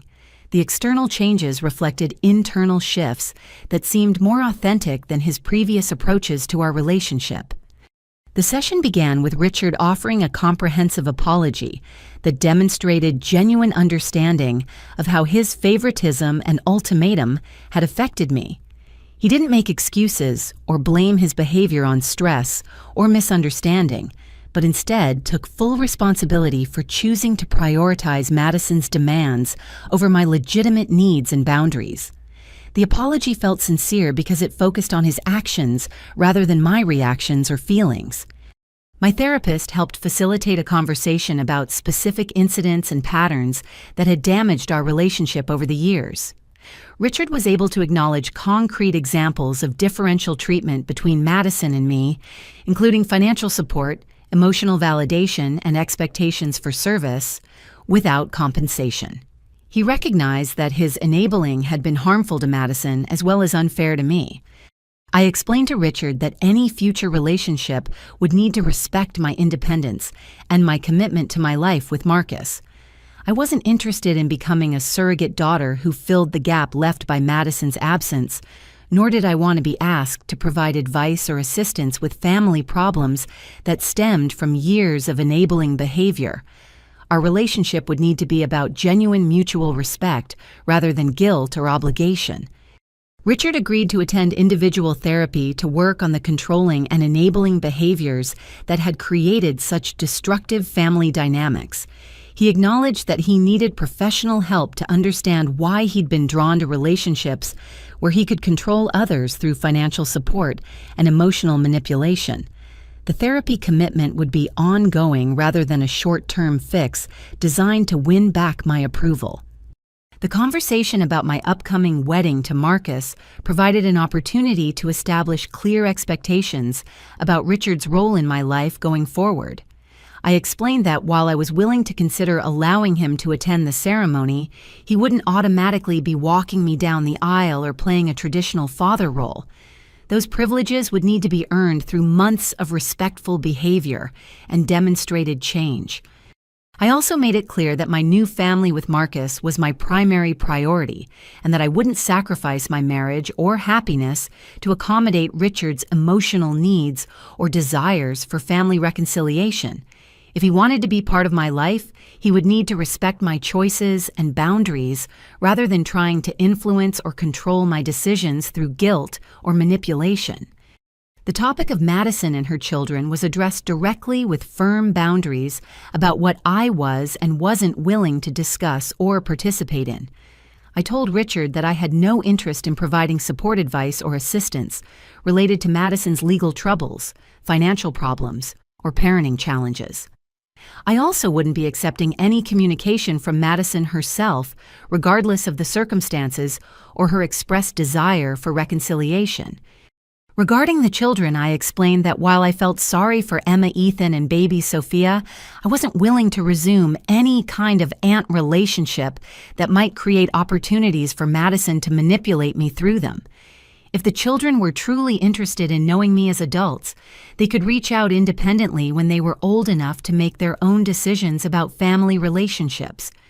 Richard's offer to sign over his life insurance policy was declined because I didn't want our reconciliation to be based on financial arrangements or inheritances that might create complicated obligations. I preferred to rebuild our relationship through respect and genuine connection rather than money or material gestures that could be used to justify future demands or expectations. The session concluded with an agreement to have supervised phone conversations once per month for 3 months, followed by re-evaluation of whether we were ready for unsupervised contact. Richard would continue his individual therapy and would provide updates about his progress without expecting praise or reassurance from me. Any violations of the agreed-upon boundaries would result in immediate resumption of no contact. 2 weeks after our therapy session, I received a shocking phone call from the county jail where Madison was being held while awaiting sentencing. She'd apparently been given permission to make a call and had chosen to reach out to me with a desperate plea that revealed just how completely her world had collapsed around her. Madison's voice sounded thin and frightened as she begged me to consider taking custody of her children when she went to prison. Jake was planning to move across the country with Emma, Ethan, and Sophia to be closer to his family and start fresh somewhere without connections to Madison's crimes and manipulation. According to Madison, I was the only family member who could provide stability and continuity for the children during this traumatic period. The request was both shocking and revealing about how little Madison understood about the consequences of her actions and the reality of our relationship. She seemed genuinely surprised that I might not be willing to sacrifice my life and marriage to care for the children she'd used as emotional leverage during her attempts at manipulation. Her assumption that I would automatically step in to solve her parenting crisis showed that she still viewed me as existing primarily to serve her needs. I gently but firmly declined Madison's request and explained that Jake was the children's father and was fully capable of providing them with the love, stability, and honest relationships they needed to heal from their traumatic experiences. I also pointed out that my refusal to resume unpaid babysitting duties months earlier had been about protecting myself from exploitation, not about rejecting the children personally. Madison's response revealed that she still hadn't accepted responsibility for the destruction her lies and manipulation had caused. She accused me of being vindictive and cruel for refusing to help innocent children who were suffering because of circumstances beyond their control. According to Madison, a truly loving family member would put the children's needs ahead of personal grudges and resentments. The phone call ended with me explaining that the children would be better off with their father who loved them unconditionally, rather than with an aunt who would constantly remind them of their mother's failures and crimes. Jake could provide them with honest relationships and healthy boundaries that would help them develop into trustworthy adults rather than continuing the cycle of manipulation and enabling that had characterized their early childhood. After hanging up, I felt a sense of peace about maintaining my boundaries, even in the face of Madison's desperate manipulation attempts. The conversation had confirmed that she remained fundamentally unchanged in her willingness to use her children as tools for getting what she wanted from others. My decision to prioritize my own well-being in marriage had been validated by her continued attempts to make me responsible for solving problems she'd created through her own choices. 6 months after beginning the careful reconciliation process with Richard Marcus, and I planned a small wedding ceremony that reflected our values of authenticity, intimacy, and genuine celebration, rather than elaborate displays or family politics. We chose a beautiful outdoor venue in the mountains outside Denver, where we could exchange vows surrounded by close friends and the family members who had consistently supported our relationship and individual growth. The guest list was intentionally small, including only people who had shown genuine care and respect for both of us as individuals and as a couple. Marcus's parents and siblings were excited to welcome me into their family, having gotten to know me over months of relaxed dinners and holiday celebrations, where I felt valued and appreciated for who I actually was, rather than what services I could provide. Diana attended the wedding after her divorce from Richard was finalized, representing the complicated but ultimately positive outcome of her decision to leave an enabling relationship and build a more authentic life. She'd been consistently supportive of my boundary setting and had worked hard to repair the damage caused by her daughter's manipulation and her own previous silence about problematic behaviors she'd witnessed. Richard's attendance at the ceremony was the result of months of demonstrated change in his behavior and approach to our relationship. He'd consistently respected the boundaries I'd established, attended his therapy sessions faithfully, and shown genuine interest in my happiness rather than trying to control or influence my decisions. His presence felt appropriate rather than obligatory or dramatic. The ceremony itself was beautiful and meaningful, focusing on the commitment Marcus and I were making to support each other's growth and happiness throughout our shared future. Our vows reflected the lessons we'd both learned about the importance of choosing relationships based on mutual respect rather than obligation, and our determination to build a family culture based on honesty and authentic connection. Richard's behavior during the wedding festivities demonstrated how much he'd learned about healthy family relationships through his therapy and the consequences of his previous enabling patterns. He congratulated Marcus warmly and spoke genuinely about his happiness for our future together, rather than making the event about his own emotional needs or desire for forgiveness and reconciliation. During the reception, Richard had a brief conversation with Jake, who had driven down from Colorado Springs, where he was building a new life with Emma, Ethan, and Sophia.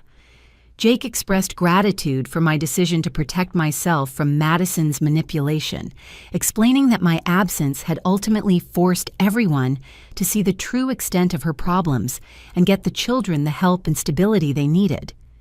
The conversation with Jake was particularly meaningful because it confirmed that my choice to establish boundaries had benefited everyone involved, including the children I genuinely cared about, but couldn't help in the ways Madison had demanded. Emma and Ethan were thriving in their new school and had developed trusting relationships with a professional babysitter who treated childcare as a job rather than an opportunity for emotional manipulation. Baby Sophia, now 2 years old, had no memory of the chaotic household dynamics that had characterized her early months. She was developing normally under Jake's consistent parenting and had formed secure attachments that would serve her well throughout her childhood. The stability and honesty in their new life was exactly what all 3 children had needed to heal from their early traumatic experiences. Marcus and I spent our honeymoon in Ireland exploring the countryside and small towns while talking about our hopes and dreams for our marriage and future family. The trip felt like a perfect symbol of the authentic, adventure-filled partnership we'd built together based on genuine compatibility rather than obligation or convenience. The contrast between our relationship and the family dynamics I'd escaped was particularly clear during quiet moments when we could talk honestly about our feelings, goals, and concerns without worrying about manipulation or hidden agendas. Marcus supported my career ambitions and encouraged my independence while also sharing his own vulnerabilities and dreams for our shared future. We returned from our honeymoon to discover that my graphic design business had continued to grow through referrals and repeat clients who appreciated my professionalism and creative solutions. The success felt particularly meaningful because it had been built through genuine competence and relationship building rather than family connections or exploiting others' labor and goodwill. The elite design agency position I'd been offered provided the perfect opportunity to expand my skills while maintaining the independence and financial security I'd worked so hard to achieve. The job came with excellent benefits, opportunities for professional development, and colleagues who valued collaboration and mutual respect rather than hierarchy based on favoritism or manipulation. Our first year of marriage was filled with small adventures and quiet domestic happiness that felt like a gift after years of family drama and exploitation. We took weekend hiking trips, tried new restaurants, attended concerts and art exhibits, and spent lazy Sunday mornings reading the newspaper and planning home improvement projects for the house we'd purchased together. The house itself represented everything I'd hoped to build in my life, a beautiful space that reflected our shared values and individual personalities, filled with furniture and artwork we'd chosen together rather than inherited obligations or guilt-inducing gifts from family members. The guest room was designed for friends who respected our boundaries rather than relatives who expected free services or emotional labor. Richard's continued progress in therapy and his respectful approach to our rebuilding relationship provided evidence that people can change when they're willing to do the hard work of examining their destructive patterns and taking responsibility for the harm they've caused. Our monthly phone conversations were genuine exchanges rather than opportunities for manipulation or emotional dumping. The most touching moment of our first year came when Richard sent a Christmas card that simply said he was proud of the life I'd built and grateful for the opportunity to witness my happiness from a respectful distance. The message acknowledged my independence and success rather than trying to take credit for my achievements or insert himself into my accomplishments. Diana's friendship had become an unexpected source of support and encouragement as she built her own independent life after leaving her enabling marriage.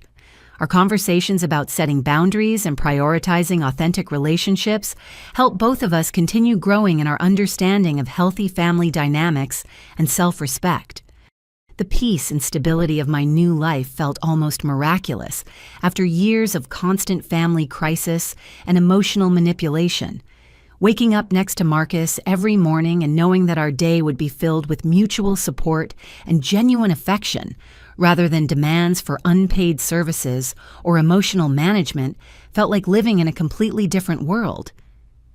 2 years into my marriage with Marcus, our life together had developed into exactly the kind of partnership I'd always hoped to find but had never experienced before escaping the toxic family dynamics that had dominated my early adulthood. My graphic design business had grown into a small agency with 3 employees and a steady roster of high-profile clients who valued our creative solutions and professional reliability. The success felt particularly meaningful because it had been built entirely through my own efforts and the support of people who genuinely believed in my capabilities. Without weekend babysitting obligations consuming my time and energy, I'd been able to attend networking events, pursue continuing education opportunities, and develop the business relationships that had transformed my freelance work into a thriving company. Marcus and I had settled into comfortable routines that balanced our individual career goals with shared domestic happiness and adventure. He'd been promoted to assistant principal at his elementary school, a position that utilized his natural leadership skills and deep commitment to children's education and well-being. His success felt like a natural result of his dedication, rather than favoritism or manipulation. Our house had become a gathering place for friends who appreciated our hospitality and respected our boundaries.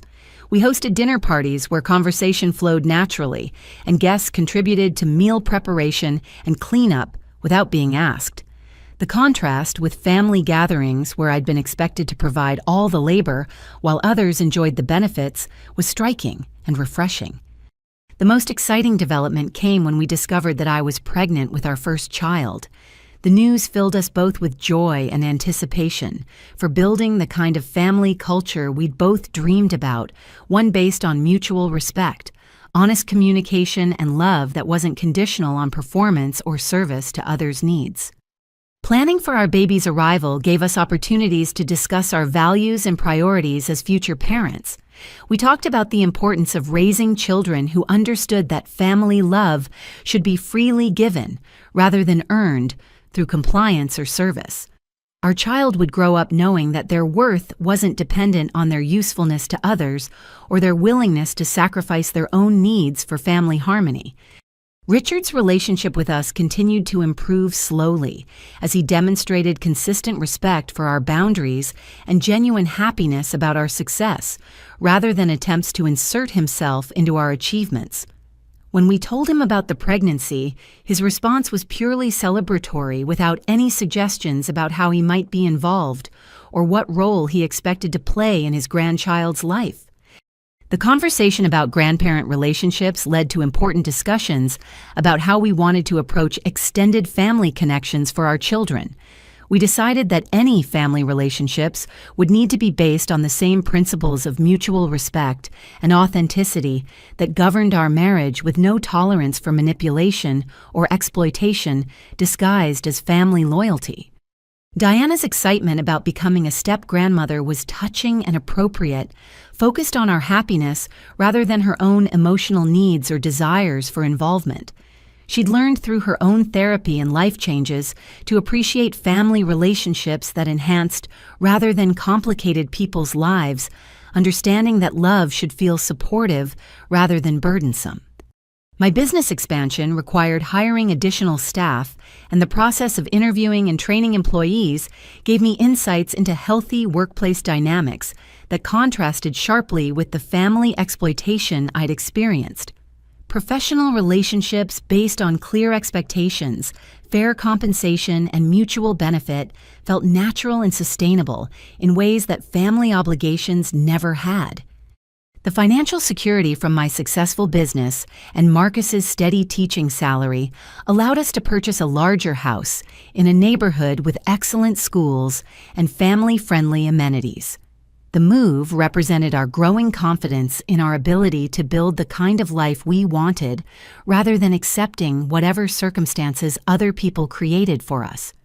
Our new neighbors were friendly couples and families who respected privacy, while also creating a sense of community through voluntary participation in block parties and neighborhood improvement projects. The relationships developed organically based on shared interests and compatible lifestyles rather than obligation or geographical proximity alone. Marcus's family welcomed our growing family with the same warmth and authenticity they'd always shown, offering practical help and emotional support without strings attached or hidden agendas. His parents bought thoughtful baby gifts and offered to help with childcare when needed, but never demanded specific roles or access that would create obligations or complications. The contrast between healthy family support and the exploitation I'd escaped became even more apparent as we prepared for parenthood. Marcus's relatives offered assistance that enhanced our lives rather than creating additional burdens or expectations.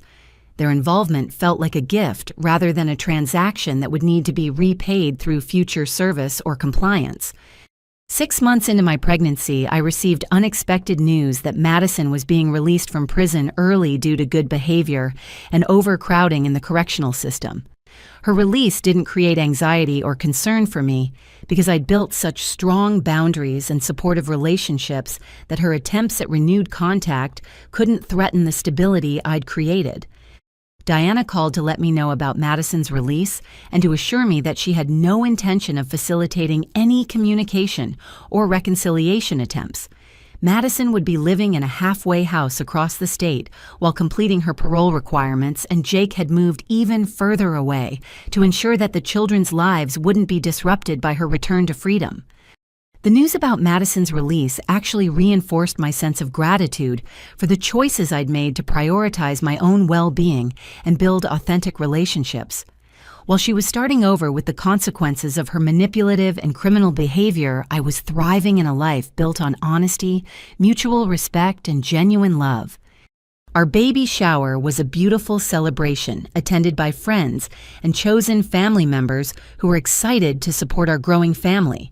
The gifts were thoughtful and practical, given out of genuine affection rather than obligation or expectation of future reciprocal generosity.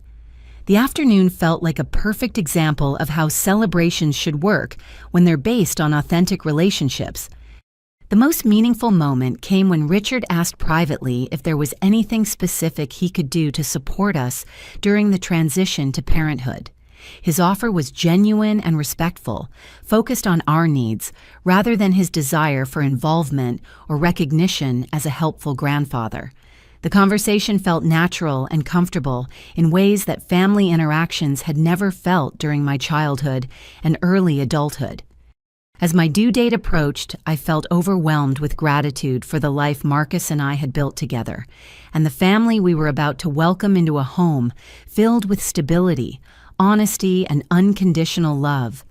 Our child would grow up knowing that family relationships should enhance, rather than complicate life, and that love shouldn't require sacrificing personal boundaries or individual goals.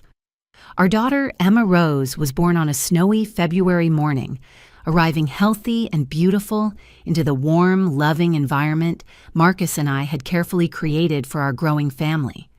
Holding her for the first time, I felt overwhelmed with gratitude for the journey that had brought me to this moment of pure joy and unconditional love that asked nothing of her except her existence. The name choice was intentional and meaningful. Emma had been the name of Madison's daughter, the little girl who had been caught in the middle of adult manipulation and exploitation through no fault of her own. By giving our daughter this name, I honored the innocent child, while reclaiming it from the painful associations with family dysfunction and toxic relationships. Marcus and I had discussed the symbolism extensively during my pregnancy, recognizing that we wanted our Emma to grow up understanding that names and family connections should represent love and hope rather than obligation and exploitation. Our Emma would know from the beginning that her worth came from her inherent value as a person rather than her ability to serve others' needs or maintain family harmony through self-sacrifice. The early months of parenthood confirmed everything we'd learned about the difference between healthy family relationships and exploitative ones. Marcus's parents visited regularly to help with practical tasks like cooking and laundry, but they never overstayed their welcome or created additional burdens through their assistance. Their support enhanced our experience of new parenthood rather than complicating it with expectations or demands. Richard's approach to becoming a grandfather demonstrated how much he'd learned through therapy and the consequences of his previous enabling behaviors. He asked permission before visiting, brought practical gifts rather than elaborate displays, and focused on our needs as new parents rather than his own emotional desires for involvement in his granddaughter's life. The contrast with my memories of family dynamics during Madison's children's early years was striking. Where Madison had expected others to provide constant free assistance while she maintained her social schedule, Marcus and I shared responsibilities equally and accepted help that felt genuinely supportive rather than obligatory. Diana's relationship with Emma was purely loving and appropriate, characterized by the joy of watching a baby grow and develop, rather than any sense of entitlement to specific roles or access. Her excitement was infectious and authentic, based on genuine affection rather than attempts to fill emotional voids or create obligations for future reciprocal care. When Emma was 6 months old, I received a final communication from Madison through Diana, who reluctantly agreed to deliver a message, but made it clear that she wasn't advocating for renewed contact. Madison's letter was filled with apologies and claims about personal growth and transformation during her time in prison, along with expressions of regret about missing the opportunity to know her new niece. The letter felt like a last desperate attempt at manipulation, designed to use my new motherhood as leverage for emotional reconciliation that would ultimately benefit Madison rather than anyone else.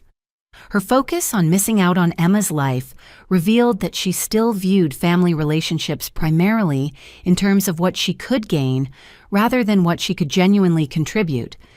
I chose not to respond to Madison's letter because I had no interest in exposing my daughter to the manipulation and instability that had characterized all of Madison's relationships. Emma deserved to grow up surrounded by people who loved her unconditionally, rather than those who might view her as an opportunity for emotional leverage or social rehabilitation. Marcus supported my decision completely, understanding that protecting our family's peace and stability was more important than maintaining connections with people who had proven themselves incapable of healthy relationships. Our daughter would have plenty of loving family members and friends who could provide positive role models without the complications of Madison's criminal history and manipulative tendencies. As Emma grew from infant to toddler, she thrived in an environment filled with honest communication, consistent boundaries, and love that was freely given rather than earned through compliance or service. Watching her develop her own personality and preferences without pressure to conform to others' expectations felt like healing some of the wounds from my own childhood experiences. The most profound realization came during Emma's second birthday party, surrounded by friends and chosen family members who celebrated her simply for being herself. The gathering was joyful and relaxed because everyone present was there out of genuine affection rather than obligation or social expectation. Marcus and I had created exactly the kind of family culture we dreamed about, one where love was abundant and unconditional, where individual worth wasn't dependent on usefulness to others, and where conflicts were resolved through honest communication rather than manipulation or guilt. Our daughter was growing up knowing that she was valued for who she was rather than what she could provide to others. The life lesson that emerged from my journey was both simple and profound. Sometimes the most loving thing you can do is walk away from people who refuse to treat you with respect, even if they're family members who claim to care about you. Setting boundaries and prioritizing your own well-being isn't selfish. It's essential for building the kind of life and relationships that actually nourish your soul. My decision to cut contact with my father in Madison hadn't just saved my own life from continued exploitation and manipulation. It had forced everyone involved to confront the toxic dynamics they'd been enabling and maintaining. Richard had learned to value genuine relationships over controlling ones. Diana had found the strength to leave an unhealthy marriage and build authentic connections. Even Jake and his children had benefited from the exposure of Madison's true character and the removal of my unpaid labor that had been subsidizing her irresponsible lifestyle. The family isn't defined by blood relationships or shared history, but by mutual love, respect, and support, given freely rather than extracted through guilt or obligation. The people who truly care about your well-being will support your growth and independence, rather than demanding that you sacrifice your dreams and boundaries to maintain their comfort and convenience. Marcus and I often talked about the importance of teaching Emma that she never owes anyone her time, energy, or emotional labor simply because they claim to love her or share genetic material with her. True love enhances rather than diminishes the recipient, creating space for growth and authenticity, rather than demanding compliance and service. As I watched my daughter play in our garden on a sunny spring afternoon, surrounded by the beauty and stability Marcus and I had created together, I felt grateful beyond words for the courage I'd found to prioritize my own worth and build authentic relationships. The ultimatum my father had delivered 3 years earlier had seemed like the worst thing that could happen to me, but it had actually given me the push I needed to create the life I truly deserved.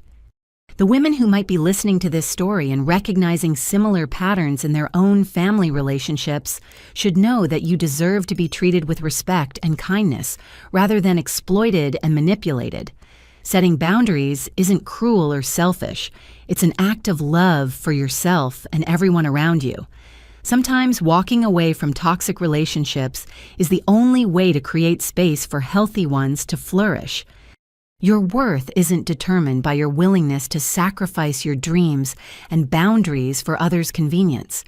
You deserve relationships that celebrate your independence and success, rather than demanding that you minimize yourself to make others feel comfortable. The people who truly love you will support your growth, rather than trying to control or exploit your generosity. What's your experience with family members who seem to love you conditionally based on what you can provide for them? Have you ever had to choose between maintaining toxic relationships and protecting your own well-being? I'd love to hear your thoughts and stories in the comments below. If this story resonated with you, please take a moment to like this video and subscribe to the channel for more stories about setting boundaries, building authentic relationships, and choosing your own happiness over others' expectations. Sharing this story with friends who might need to hear this message could help them recognize that they deserve respect and genuine love rather than manipulation disguised as family loyalty. Thank you for listening to my journey and for supporting the choice to prioritize authentic relationships over toxic obligations. I hope everyone finds the courage to build the kind of life and family culture that truly nourishes their soul and allows them to thrive as the remarkable individuals they were meant to be. Remember that choosing yourself isn't selfish. It's the foundation for building relationships that actually deserve your love and loyalty.